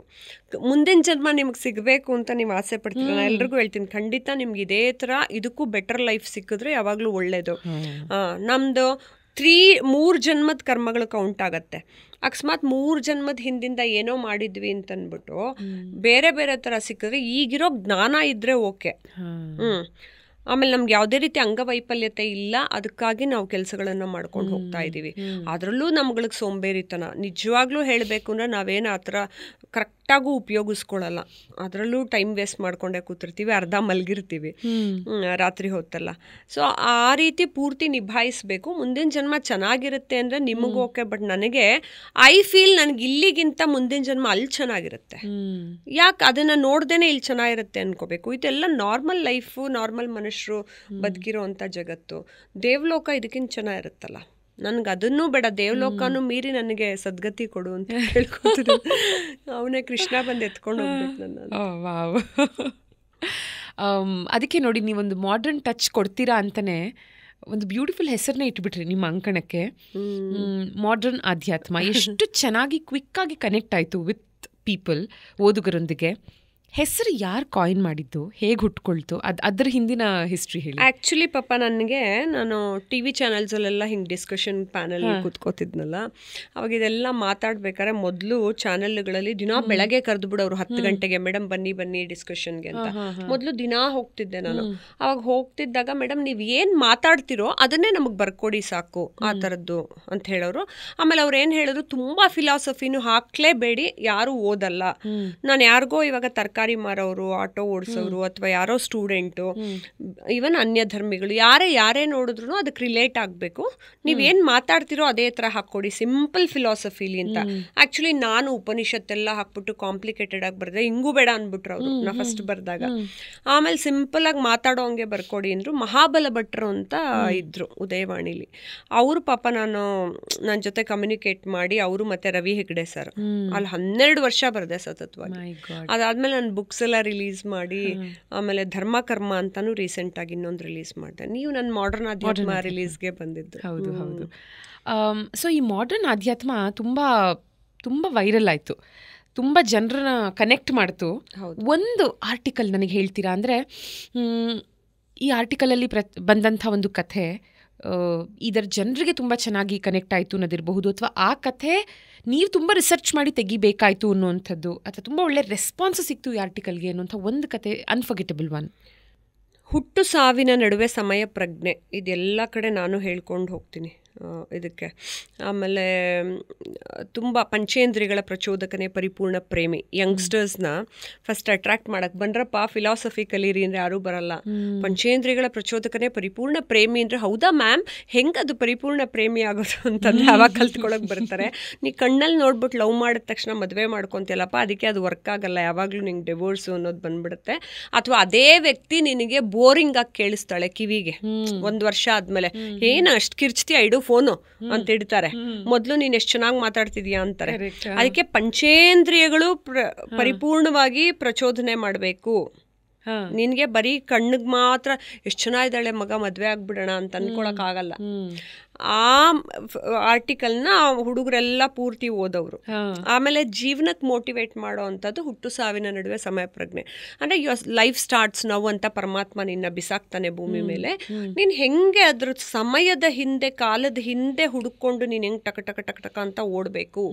ನಿನಗೆ ಆ ಸಮಯ ಪ್ರಜ್ಞೆ ಇರಬೇಕು. ಯಾಕೆ ಇದು ಬರದೆ ಅಂದರೆ ಎಲ್ಲರೂ ಲೇಟಾಗಿ ಬರ್ತಾರೆ. ನೀವು ಯಾವುದೋ ಒಂದು ಟೈಮ್ ಹೇಳಿ ಲೇಟಾಗಿ ಬರ್ತಾರೆ. ಮೇಡಮ್ ಟ್ರಾಫಿಕ್ ಇದೆ ಅಂತ ಗೊತ್ತು, ನೀನು ಅರ್ಧ ಗಂಟೆ ಮೊದಲೇ ಹೊರಡಬೇಕು. ನಿನ್ನ ಸಾವಿನ ಟೈಮು ಹುಟ್ಟಿನ ಟೈಮು ನಿನಗೆ ಕಾಯ್ದಿಲ್ಲ ತಾನೆ, ಅದ್ರ ಪಾಡ್ಗೆ ಅದು ಹಾಕತ್ತೆ ಅಂತ. ಇವನ್ ಸೂರ್ಯೋದಯ ಚಂದ್ರೋದಯ ಎವ್ರಿಥಿಂಗ್ ಅದ್ರ ಟೈಮಿಗೆ ಕರೆಕ್ಟ್ ಆಗತ್ತೆ. ಮನುಷ್ಯ ಒಬ್ಬನೇ ಹಿಂಗೆ ರೀಸನ್ ಕೊಡೋದು, ನನಗೆ ಟೈಮ್ ಇಲ್ಲ, ನಾನು ಹಿಂಗೆ ಅಂದ್ಕೊಂಡೆ, ಟ್ರಾಫಿಕ್ ಇತ್ತು, ಅದಕ್ಕೆ ಲೇಟಾಗಿ ಬಂದೆ, ಇದಕ್ಕೆ ಹಿಂಗಾಯಿತು ಅನ್ನೋದ್ರಲ್ಲಿ ಜೀವನದಲ್ಲಿ ಎಷ್ಟೋ ಒಳ್ಳೊಳ್ಳೆ ವಿಚಾರಗಳನ್ನ ಕಳ್ಕೊಂಡ್ಬಿಡ್ತಾರೆ ಮನುಷ್ಯರು. ಸೊ ಆರ್ಟಿಕಲ್ ಎಲ್ರಿಗೂ ರಿಲೇಟ್ ಆಗಿತ್ತು. ಯಾವ್ದಾದ್ರು ಒಂದು ಕಾಂಟ್ರವರ್ಷಿಯಲ್ ಆರ್ಟಿಕಲ್ ಇದೆಯಾ? ಅಂದರೆ ನೀವೊಂದು ಒಳ್ಳೆ ಉದ್ದೇಶ ಇಟ್ಕೊಂಡು ಬರೆದ್ರೆ ಅದು ಫುಲ್ ಕಾಂಟ್ರವರ್ಸಿ ಆಗೋಯ್ತು ಅನ್ನೋಂಥದ್ದು. ವಿಧಾನಸೌಧದ ಗೊತ್ತಿಲ್ಲ, ನಾನು ನಿಮ್ಮನ್ನು ಕೇಳ್ತಾ ಇದ್ದೀನಿ. ಆ ಥರದ್ದಿದೆ. ಒಬ್ಬ ಮಹಿಳೆ ವಿಧಾನಸೌಧಕ್ಕೆ ಭೇಟಿ ಮಾಡಿದಾಗ ಯಾವ ರೀತಿ ಎಲ್ಲರೂ ಟ್ರೀಟ್ ಮಾಡಿದ್ರು ಮಹಿಳೆನ ಅಂತ ಅನ್ನೋದು. ನಾನು ನಿಧಾನಸೌಧ ಅಂತ ಬರೆದಿದ್ದೆ. ನಿಧಾನ ಎಲ್ಲ ಕೆಲಸ ಒಂದೊಂದು ಫೈಲು ಅಲ್ಲಿ ಹೋಗೋದು ಅಂತ. ಅವ್ರು ಆಮೇಲೆ ಇಲ್ಲ ಒಬ್ಬ ಮಹಿಳೆ ವಿಧಾನಸೌಧಕ್ಕೆ ಭೇಟಿ ಮಾಡಿದಾಗ ಅಂತ ಇನ್ನೊಂದು ಬರೆದ್ರು. ಒಬ್ಬ ಹುಡುಗಿನ ನಿನ್ ಸೀರೆ ಎಷ್ಟು ಚೆನ್ನಾಗಿದೆ, ನಿನ್ ಪರ್ಫ್ಯೂಮ್ ಎಷ್ಟು ಚೆನ್ನಾಗಿದೆ, ನೀನ್ ನೋಡಕ್ ಎಷ್ಟು ಚೆನ್ನಾಗಿದ್ಯಾ ಅನ್ನೋದ್ರಲ್ಲೇ ಕಾಲ ಕಳ್ಕೊಂಡು ಯಾವ ಫೈಲನ್ನು ಮೂವ್ ಮಾಡಿದೆ, ಏನು ಕೆಲಸ ಮಾಡಿಕೊಡ್ದೆ ಓಪನ್ ಆಗೇ ಹೇಳೋರು, ಮೇಡಮ್ ನಿಮ್ದು ಇವತ್ತೇ ಕ್ಲಿಯರ್ ಮಾಡಿಬಿಟ್ರೆ ನೀವು ಆಮೇಲೆ ನಮ್ಮ ಆಫೀಸಿಗೆ ಬರಲ್ಲ, ಅದಕ್ಕೆ ನೀವು ಇನ್ನೂ ಬರಬೇಕಲ್ವ, ದಿನ ಬರ್ತಾ ಇರಿ, ಅದಕ್ಕೆ ಮಾಡೋಣ ಅಂತ ಹಂಗೆ ಇಟ್ಕೊಳ್ತಿದ್ರಲ್ಲ ಅದು. ಅವಾಗ ಏನು ಮಾಡಿದ್ರು ಗೊತ್ತಾ, ಎಲ್ಲ ಮಿನಿಸ್ಟ್ರುಗಳು ನಂದು ಆರ್ಟಿಕಲ್ನ ಫೋಟೋ ಕಾಪಿ ಜೆರಾಕ್ಸ್ ಮಾಡಿ, ಸರ್ ರೂಪಾ ಅಯ್ಯರಿಂಗ್ ಬರೆದುಬಿಟ್ಟಿದ್ದಾರೆ ಆರ್ಟಿಕಲ್ಲು, ಎಲ್ರ ಬಗ್ಗೆ ಹುಷಾರಾಗಿರಿ, ಮತ್ತು ಬಂದರು ನೋಡಿ ಅವ್ರು ಕಾಫಿ ಕೊಡಿಸಿ, ಇಲ್ಲಾಂದರೆ ಅವರು ನೆಕ್ಸ್ಟ್ ನಮ್ಮ ಮೇಲೂ ಬರೆದು ಬಿಡ್ತಾರೆ ಅಂತ ಆ ಥರ ಎಲ್ಲ ಅವಾಗ ಹರಡಿಸಿದ್ರು. Well, talking about your beauty, Roopa Iyer ಏನು ಹೇಳಿದ್ರಿ ನೀವು, ಬನ್ನಿ ಮೇಡಮ್ ದಿನಾಗ್ಲೂ ಸೀರೆ ಚೆನ್ನಾಗಿದೆ ಮೇಡಮ್, ಪರ್ಫ್ಯೂಮ್ ಚೆನ್ನಾಗಿದೆ ಮೇಡಮ್, ಸುಮಾರು ಕಾಂಪ್ಲಿಮೆಂಟ್ಸು ಎಸ್ಪೆಷಲಿ ಇನ್ ದಿಸ್ ಫೀಲ್ಡ್ ಸಾಕಷ್ಟು ಸಿಕ್ಕಿರುತ್ತೆ. ಆ್ಯಂಡ್ ನಿಮಗೆ ಪ್ರಪೋಸಲ್ಸು ಸಿಕ್ಕಾಬಡೆ ಬಂದಿದೆ ಗೊತ್ತು ನನಗೆ. ಅಂದರೆ ಮದುವೆ ಆಗಬೇಕು ಅಂತ ಹೊರಟಾಗಲಿ ಮ್ಯಾಟ್ರಿಮೋನಿಯಲ್ ಸೈಟ್ಸಿಂದಾನೇ ಒಂದು 700 ಪ್ರಪೋಸಲ್ಸ್ನ ನೀವು ರಿಜೆಕ್ಟ್ ಮಾಡಿದ್ದೀರಾ. ಅದಲ್ದಿರಾ ಹೊರಗೆ ಬರುವಂಥ I love you, will you marry me, ಬರ್ತೀಯಾ ಡಿನ್ನರ್ಗೆ ಹೋಗೋಣ ನನಗೆ. ಫಸ್ಟ್ ಪ್ರಪೋಸಲ್ ನೆನಪಿದೆಯಾ ನಿಮಗೆ? ಅವಾಗೆಲ್ಲ ಇಲ್ಲ ನಂಗೆ, ಅವಾಗೆಲ್ಲ ಪಾಪ ಫಸ್ಟ್ ಪ್ರಪೋಸಲ್ ಅಂದರೆ ನನಗೆ ಫೋನು ಅವೆಲ್ಲ ಇರ್ತವೆ. ಯಾರೋ ಇರ್ಬೋದು ಫೋನ್ ಎತ್ಬಿಟ್ಟು ಮಾತಾಡ್ತಿರ್ಲಿಲ್ವಲ್ಲ, ಅದೇ ಇರ್ಬೋದು ಫಸ್ಟ್ ಪ್ರಪೋಸಲ್. ಯಾರೋ ಫೋನುಗಳು ಮಾಡಿಬಿಟ್ಟು ವಾಯ್ಸ್ ಗೊತ್ತಾಗ್ತಿರ್ಲಿಲ್ವಲ್ಲ, ಹಾಗೆ ಅಂತ ಧೈರ್ಯವಾಗಿ ಹುಡುಗರು ಬಂದು ಕೇಳ್ತಿರ್ಲಿಲ್ಲ. ಅವಾಗೆಲ್ಲ ಹೆದರ್ಕೊಳ್ಳೋರು. ಆಮೇಲೆ ಇದೆಲ್ಲ ನಾನು ರಿಜೆಕ್ಟ್ ಮಾಡಿದ್ದು ಅದು ಇದೆಲ್ಲ ಕೆಲವಷ್ಟು ಬೇಕು ಅಂತಲೇ ಮಾಡಿದೆ. ಅದಕ್ಕೆ ಮ್ಯಾಟ್ರಿಮೋನಿಯಿಂದನೇ ಅವ್ರನ್ನೆಲ್ಲ ಮೀಟ್ ಮಾಡಿನೇ ಇದು ಮಾಡಿದೆ. ಯಾಕೆಂದರೆ ಹೆಣ್ಮಕ್ಳು ಅಂತ ಹೇಳಿದ್ರೆ ಯಾವ ಸಮಾಜದಲ್ಲಿ ತುಂಬ ಲೋ ಲೆವೆಲಲ್ಲಿ ನೋಡಬೇಕು, ಮತ್ತು ಹೆಣ್ಮಕ್ಳು ಅಂದರೆ ಸುಮ್ಮನೆ ಬ್ಯೂಟಿಗೋಸ್ಕರ ಮದುವೆ ಆಗಬೇಕು, ಅಥವಾ ಹೆಣ್ಮಕ್ಳು ಅಂದರೆ ನಾವು ಜೀವನ ಕೊಟ್ಟು ಇವ್ರನ್ನ ಒಂದು ಸರ್ಕಲಲ್ಲಿ ಕಂಟ್ರೋಲಲ್ಲಿ ಇಟ್ಕೋತೀವಿ ಅಂತ ನೋಡ್ಕೋತಾರಲ್ಲ, ಆ ಥರ ಎಲ್ಲ ಅಲ್ಲ ಅಂತ ನಾನು ಅವ್ರಿಗಿಂತ ಜ್ಞಾನ ಪಡ್ಕೊಂಡಿದ್ದೀನಿ ಅನ್ನೋದನ್ನು ನೀವು ಸರಿಯಾಗಿ ಬೆಳೆಸಿಲ್ಲ ನಿಮ್ಮ ಮಗನ್ನ ಅಂತ ಕೆಲವ್ರಿಗೆ ತೋರಿಸೋದಕ್ಕೂ ಅದೆಲ್ಲದಕ್ಕೂ ನಾನು ಟ್ರೆಡಿಷ್ನಲ್ ಆಗಿ ಸೀರೆ ಉಟ್ಕೊಂಡೆ ಹೋಗಿ ಭೇಟಿ ಮಾಡ್ತಾ ಅದೆಲ್ಲ ಮಾಡಿ ನಾನು ರಿಜೆಕ್ಟ್ ಮಾಡ್ತಿದ್ದೆ. Okay okay. ಬಟ್ ಯಾಕೆಂದ್ರೆ ನಾ ಅಹಂಕಾರದಿಂದ ಅಲ್ಲ, ನಾನು ಹೇಳೋದು ಅವ್ನು ನೋಡೋಕೆ ಚೆನ್ನಾಗಿರ್ಲಿಲ್ಲ ಅಂತನೂ ಅಲ್ಲ. ಚೆನ್ನಾಗಿರೋ ಹುಡುಗರೇ ಇದ್ರು, ತುಂಬ ಕಂಪ್ನಿ CEO ಗಳು, ಪ್ರೆಸಿಡೆಂಟ್ಗಳು, ವೈಸ್ ಪ್ರೆಸಿಡೆಂಟ್ ಅಂಥವರು ಇದ್ದರು, ವೆಲ್ ಸೆಟಲ್ಡ್ ಇದ್ದರು, ತುಂಬ ದುಡ್ಡು ಇಟ್ಕೊಂಡ್ರವ್ರು ಇದ್ದರು, 10 ಕಾರ್ ಇಟ್ಕೊಂಡ್ರವ್ರು, ಅವರೆಲ್ಲ ಏನೂ ಇಲ್ಲ ನಿಮ್ಮ ಮಗಳು ಒಪ್ಕೊಂಡ್ರೆ ಸಾಕು ಮದುವೆ ಮಾಡ್ಕೋತೀವಿ ಅನ್ನೋರು ಇದ್ದರು. ಆದರೆ ನಾನೇ ಬೇಡ ಅಂತ ನಾನು ಆಗಲಿಲ್ಲ. ಯಾಕೆ ಅಂದರೆ ಅವ್ರುಗಳಿಗೂ ಒಂದು ರಿಯಲೈಸ್ ಆಗಬೇಕು. ಸುಮ್ಮನೆ ಬ್ಯೂಟಿಫುಲ್ ಆಗಿದ್ದಾಳೆ ಹುಡುಗಿ ಅಂತ ಮದುವೆ ಮಾಡ್ಕೊಂಬಿಡೋದಲ್ಲ. ನಾನು ಇದೇ ಪ್ರಶ್ನೆ ಕೇಳ್ತೆ, ಯಾಕೆ ಮದುವೆ ಮಾಡ್ಕೋಬೇಕು ನೀವು ನನ್ನ ಅಂದರೆ ಬ್ಯೂಟಿಫುಲ್ ಆಗಿರೋರು 100 ಜನ ಹುಡುಗಿರು ಸಿಗ್ತಾರೆ, ಆ ಥರ ಅಲ್ಲ. ಅದು ಎವ್ರಿ ಇಂಡಿವಿಜುವಲ್ ಪರ್ಸನ್ಗೆ ಒಂದು ಗುಡ್ ಕ್ವಾಲಿಟೀಸ್ ಇರುತ್ತೆ. ಅದು ಕರೆಕ್ಟಾಗಿ ಮ್ಯಾಚ್ ಆಗಬೇಕು. ಮತ್ತು ಫ್ಯಾಮಿಲಿಲಿ ತಾಯಿಗೆ ರೆಸ್ಪೆಕ್ಟ್ ಕೊಟ್ಟಷ್ಟೇ ಹೆಂಡ್ತಿಗೆ ರೆಸ್ಪೆಕ್ಟ್ ಕೊಡಬೇಕು. ತುಂಬ ಜನ ಹುಡುಗರು ತಾಯಿನ ತುಂಬ ಪ್ರೀತಿಸ್ತಾರೆ, ಅದೇ ಹೆಂಡ್ತಿನ ಬೈಯೋದು, ಹೊಡೆಯೋದು, ಅವಾಚ್ಯ ಶಬ್ದಗಳಿಂದ ಹೇಳೋದು, ಆ ಕುಟುಂಬನ ಹೀಯಾಳಿಸೋದು ಎಲ್ಲ ಮಾಡ್ತಾರೆ. ತುಂಬ ಮಾಡೋರು ಈಗ ಒಂದು 15 ಇಯರ್ಸಿಂದ ನೋಡಿ ಕಮ್ಮಿ ಆಗ್ತಾ ಬಂದಿದೆ. ಉಲ್ಟಾ ಆಗಿದೆ. ಈಗ ಹುಡುಗಿರು ಮಾಡಕ್ಕೆ ಶುರು ಮಾಡಿದ್ದಾರೆ, ಹುಡುಗರ ಕಡೆಯಿಂದ ಇದಾಗ್ತಾ ಇದೆ. ಸೊ ಅದು ಇವಾಗ ಬದಲಾಗ್ತಾ ಇದೆ. ಅವಾಗ ಏನು ಅಂದ್ರೆ ಹುಡುಗರು ಅಂದ್ರೆ ದೇವಲೋಕದಿಂದಾನೇ ಇಳ್ಕೊಂಬಂದ್ಬಿಡ್ತಾರೆ ಹುಡುಗರು, ಹುಡುಗಿರನ್ನ ಸೆಲೆಕ್ಟ್ ಮಾಡ್ಕೊಂಡು ಇದ್ ಮಾಡ್ತಾರೆ ಅನ್ನೋದಕ್ಕೆ ನಾನು ಬನ್ನಿ ಇವಾಗ ನಾ ಮಾಡಿಸ್ತೀನಿ ಅಂದ್ಬಿಟ್ಟು, ಅದೇ ನಾನು ಕೆಟ್ಟದಾಗಿ ದುರಾಂಕಾರದಿಂದ ಮಾಡಲಿಲ್ಲ, ಬಟ್ ಕೆಲವ್ರಿಗೆ ಅದು ಬೇಕಾಗಿತ್ತು, ಅನಿವಾರ್ಯತೆ. ಅಪ್ಪ ಅಮ್ಮಂದ್ರೂ ಆ ಬುದ್ಧಿ ಕಲ್ತ್ಕೋಬೇಕಿತ್ತು. ಯಾಕೆಂದರೆ ನೀವು ಪೂರ್ಣ ಮಟ್ಟದಲ್ಲಿ ಏನೂ ಹೇಳ್ಕೊಟ್ರಲ್ಲ ಮಕ್ಕಳಿಗೆ, ಒಂದು ಸಂಸ್ಕಾರ ಇರಲ್ಲ, how to behave with a women ಅನ್ನೋದು ಗೊತ್ತಿರಲ್ಲ, ಮಾತಾಡೋ ಕಲ್ಚರ್ ಗೊತ್ತಿರಲ್ಲ, ಬಾಡಿ ಲ್ಯಾಂಗ್ವೇಜ್ ಗೊತ್ತಿರಲ್ಲ. ಸುಮ್ಮನೆ ನಾವು ಶ್ರೀಮಂತರು, ನಾವು ಮದುವೆ ಆಗ್ಬಿಡ್ಬೇಕು. ನೀವು ಶ್ರೀಮಂತರು ಅಂದರೆ ಆಗ್ಬಿಡ್ಬೇಕಾ? ನಾನು ಅದಕ್ಕೆ ಯಾವುದು ಶ್ರೀಮಂತಿಗೆ ದುಡ್ಡು ಅದು ಯಾವುದರಿಂದನೂ ನಾನು ಹೋಗ್ತಾನೆ ಇರಲಿಲ್ಲ. ನನ್ನನ್ನು ಅದು ಯಾವುದರಿಂದನೂ ಜನ ನನ್ನ ಕಂಟ್ರೋಲ್ ಮಾಡೋಕ್ಕೆ ಸಾಧ್ಯನೇ ಇಲ್ಲ. ಒಂದು ಅಧಿಕಾರದಿಂದ, ಒಂದು ದುಡ್ಡಿಂದ. ನಾನು ಅದು ಯಾವುದಕ್ಕೂ ಬೀಳೋಳಲ್ಲ. ನೀವು ಯಾರಿಗಾದರೂ ಪ್ರಪೋಸ್ ಮಾಡಿ ರಿಜೆಕ್ಟ್ ಆಗಿರೋದು? ಖಂಡಿತ ಇಲ್ಲ. ನಾನು ಅದೇ ಎಲ್ಲರಿಗೂ ಹೇಳ್ತಿರ್ತೀನಿ, ಹಂಗೆ ನಾನು ಯಾರ ಪ್ರಪೋಸ್ ಮಾಡೋ ಲೆವೆಲ್ ಇದ್ದಿದ್ರೆ ಓಡ್ ಹೋಗಿ ಅವನನ್ನು ಹಿಡ್ಕೊಂಡು ಹೆಂಗಾರ ಮಾಡಿ ಮದುವೆ ಮಾಡ್ಕೊಳ್ತಿದ್ದೆ. ಅಷ್ಟು ಹಠವಾದಿ ನಾನು ಆ ಪ್ರಪೋಸ್ ಮಾಡೋ ಲೆವೆಲ್ಗೆ ಒಂದು ವ್ಯಕ್ತಿ ಯಾರೂ ನನಗೆ ಸಿಕ್ಕಲಿಲ್ಲ. ಏನು ಅಂತ ಹೇಳಿದ್ರೆ ನಾನು ಅದೇ ನಾ ಮದುವೆ ಆಗ್ಬೇಕಾದ್ರೂ ಗೌತಮ್ಗೆಲ್ಲ ಅದೇ ಕಂಡೀಷನ್ ಹಾಕಿದೆ. ಐ ಲವ್ ಯು ಅಂತ ಹೇಳೋದು ಕೂಡ ನನ್ನ ತಾಳಿ ಕಟ್ಟಿದ ಮೇಲೇ ನನ್ನ ಕನ್ಫರ್ಮೇಷನ್ ಯಾರು ನನ್ನ ಜೀವನದ ಸಂಗಾತಿ ಅಂತ. ತಾಳಿ ಕಟ್ಟಿದ ತಕ್ಷಣವೇ ಆಮೇಲೆ ಹೇಳೋದು ನಾನು, ಅದಕ್ಕೆ ಮುಂಚೆ ಹೇಳಲ್ಲ. ನಂದೊಂದು ಪ್ರಿನ್ಸಿಪಲ್ಸ್ ಇಟ್ಕೊಂಡಿದ್ದೆ ನನ್ನ ಲೈಫಲ್ಲಿ. ಆಮೇಲೆ ನಾನು ತುಂಬ ಫೆಮಿನೈನ್ ಕ್ವಾಲಿಟೀಸ್ ಇಟ್ಕೊಂಡ್ರು ಅಂತ ವ್ಯಕ್ತಿ ನಾನು. ಹೆಣ್ಣು ಅಂದರೆ ಹೀಗೆ ಇರಬೇಕು, ಅವಳು ಇಷ್ಟೆಲ್ಲ ಸಂಸ್ಕಾರ ಕಲ್ತಿರ್ಬೇಕು, ಆಮೇಲೆ ಸೀರೆನೇ ಉಟ್ಕೋಬೇಕು. ನೀವು ಗಮನಿಸಿ, ನಾನು ಚಿಕ್ಕ ವಯಸ್ಸಿಂದ ಸೀರೆ ಉಟ್ಕೊಂಡ್ಬಂದಿದ್ದೀನಿ. ಎಲ್ಲ ನೀವು ನೋಡಿದ್ರೆ ನೀವು ನಂಬಲ್ಲ, ನಾನು 5ನೇ ಕ್ಲಾಸಲ್ಲಿ ಇದ್ದಾಗಲೇ ನಮ್ಮ ಅಮ್ಮನಿಗೆ ಅಮ್ಮ ಸೀರೆ ಉಡ್ಸು ಅಂತ ಸ್ಕೂಲ್ಗೆ ಸೀರೆ ಉಟ್ಕೊಂಡು ಹೋಗಿದ್ದೀನಿ 2-3 ಸತಿ. ನಮ್ಮಮ್ಮ ಬೇಡ ಅಂದರೆ ಬಸ್ಸಲ್ಲೆಲ್ಲ ಚಿಕ್ಕ ಮಗುನೇ ನಾ ಸೀರೆ ಉಟ್ಕೊಂಡು ಹೋಗಿದ್ದೀನಿ. ನಂಗೆ ಸೀರೆ ಉಟ್ಕೊಂಡು ದೊಡ್ಡವಳ ಥರ ಕಾಣಿಸ್ಕೋಬೇಕು ಅಂತ ನಂಗೆ ಇಷ್ಟ. ಮೊದಲು ಆಮೇಲೆ ಇಷ್ಟು ದೊಡ್ಡ ಕುಂಕುಮ ಇಟ್ಕೋತಿದ್ದೆ, ಪುಡಿ ಕುಂಕುಮ. ನೀವು ಗಮನಿಸಿದ್ರೆ ನಾವು ಮೊದಲಿಂದ ದೊಡ್ಡ ಹುಡುಗಿ ಥರ ಕಾಣಿಸ್ಕೋಬೇಕು ಅಂತ. ಆಮೇಲೆ ನಾವೆಲ್ಲ ಹಂಗೆ ಟ್ರೆಡಿಷ್ನಲ್ ಆಗಿದ್ದಾಗ ಹುಡುಗರು ಹಂಗಿರಬೇಕು ಅಂತ ನಾನು ಎಕ್ಸ್ಪೆಕ್ಟ್ ಮಾಡ್ತೀನಿ. ಅದ್ರಲ್ಲಿ ತಪ್ಪೇನಿಲ್ಲ. Correct absolutely. ಮದುವೆ ಬಗ್ಗೆ ನೀವೇನು ಹೇಳಿದ್ರಿ, ತಾಳಿ ಕಟ್ಟಿದ ನಂತರನೇ ಐ ಲವ್ ಯು ಅನ್ನೋದು ಬರಬೇಕು ಅಂತ. ಮದುವೆ ನಿಮ್ಮದು ತುಂಬ ಇಂಟ್ರೆಸ್ಟಿಂಗ್ ಆಗಿದೆ. 8 ದಿನಗಳ ಕಾಲ ಮದುವೆ ಆದ್ರಿ. 8 ದಿನ ಮಾಡ್ಕೊಂಡು. ಓ ಮೈ ಗಾಡ್. ಸೊ ಹೇಗೆ ಒಂದೊಂದು ದಿನದ್ದು? ಅದು ಎಷ್ಟೊಂದು ಥರ ವಿವಾಹಗಳಿದೆ. ಅದರಲ್ಲಿ ನಾನು ಬ್ರಹ್ಮ ವಿವಾಹನೇ ಆಗಬೇಕು. ಯಾಕೆಂದರೆ ಇವನ್ ಗರುಡ ಪುರಾಣದಲ್ಲೂ ಕೂಡ ಒಬ್ಬ ತಂದೆ ತಾಯಿಗೆ ಸಂಸ್ಕಾರ ಮಾಡುವಂತಹ ಪುತ್ರ ಆಗಿರಲಿ ಅಥವಾ ವ್ಯಕ್ತಿ ಆಗಿರಲಿ, ಪುತ್ರ ಇಲ್ಲ ಅಂದರೆ ಆ ವ್ಯಕ್ತಿಗಳು ಬ್ರಹ್ಮ ವಿವಾಹವನ್ನೇ ಆಗಿರಬೇಕು. ಅಂದರೆ ಅದರಲ್ಲಿ ಪೈಶಾಚ್ಯ ವಿವಾಹ ಇದೆ, ಬೇರೆ ಬೇರೆ ಥರದ್ದೆಲ್ಲ ಇದೆ, ಗಾಂಧರ್ವ ವಿವಾಹ ಇದೆಲ್ಲ. ಬ್ರಹ್ಮ ವಿವಾಹದಲ್ಲಿ ಶಾಸ್ತ್ರೋಕ್ತವಾಗಿ ನಾವು ಅಷ್ಟು ದಿನ ಅಷ್ಟು ಶಾಸ್ತ್ರಗಳನ್ನು ಮುಗಿಸ್ಕೊಂಡು ಹಾಗೆ ಮದುವೆ ಆಗಬೇಕು ಅಂತ ಇರೋದು. ಆ್ಯಕ್ಚುಲಿ ನನಗೆ ಕೈಲಾಸ ಮಾನಸರೋವರದಲ್ಲಿ ಮದುವೆ ಆಗಬೇಕು ಅಂತ ಇಷ್ಟ ಇತ್ತು. ಇವರೆಲ್ಲ ಯಾರೂ ಬರಲ್ಲ ಅಂದರು, ಅಷ್ಟು ದೂರ, ಹೈ ಆಲ್ಟಿಟ್ಯೂಡು ಇಡೀ ಫ್ಯಾಮಿಲಿ ಬೇರೆ ಬರಬೇಕಲ್ಲ. ಅದಕ್ಕೆ ಆಮೇಲೆ ಅದನ್ನೆಲ್ಲ ಅದೇ ರೀತಿ ನಾನೇ ರಿಸರ್ಚ್ ಮಾಡಿ ಬರೆದಿಟ್ಕೊಂಡು ಆಮೇಲೆ ಹೇಳಿ ಭಾಷ್ಯಂ ಗುರುಗಳು ಪಾಪ ಮಾಡಿಸ್ಕೊಟ್ಟಿದ್ದು ನಂಗೆ ಮದುವೆ. ಆ್ಯಂಡ್ ಕೈಲಾಸ ಮಾನಸ ಸರೋವರದ ಬಗ್ಗೆ ಮಾತಾಡ್ತಾ 3 ಸಲ ಹೋಗಿದ್ದೀರಾ ನೀವು ಮಾನಸ ಸರೋವರಕ್ಕೆ.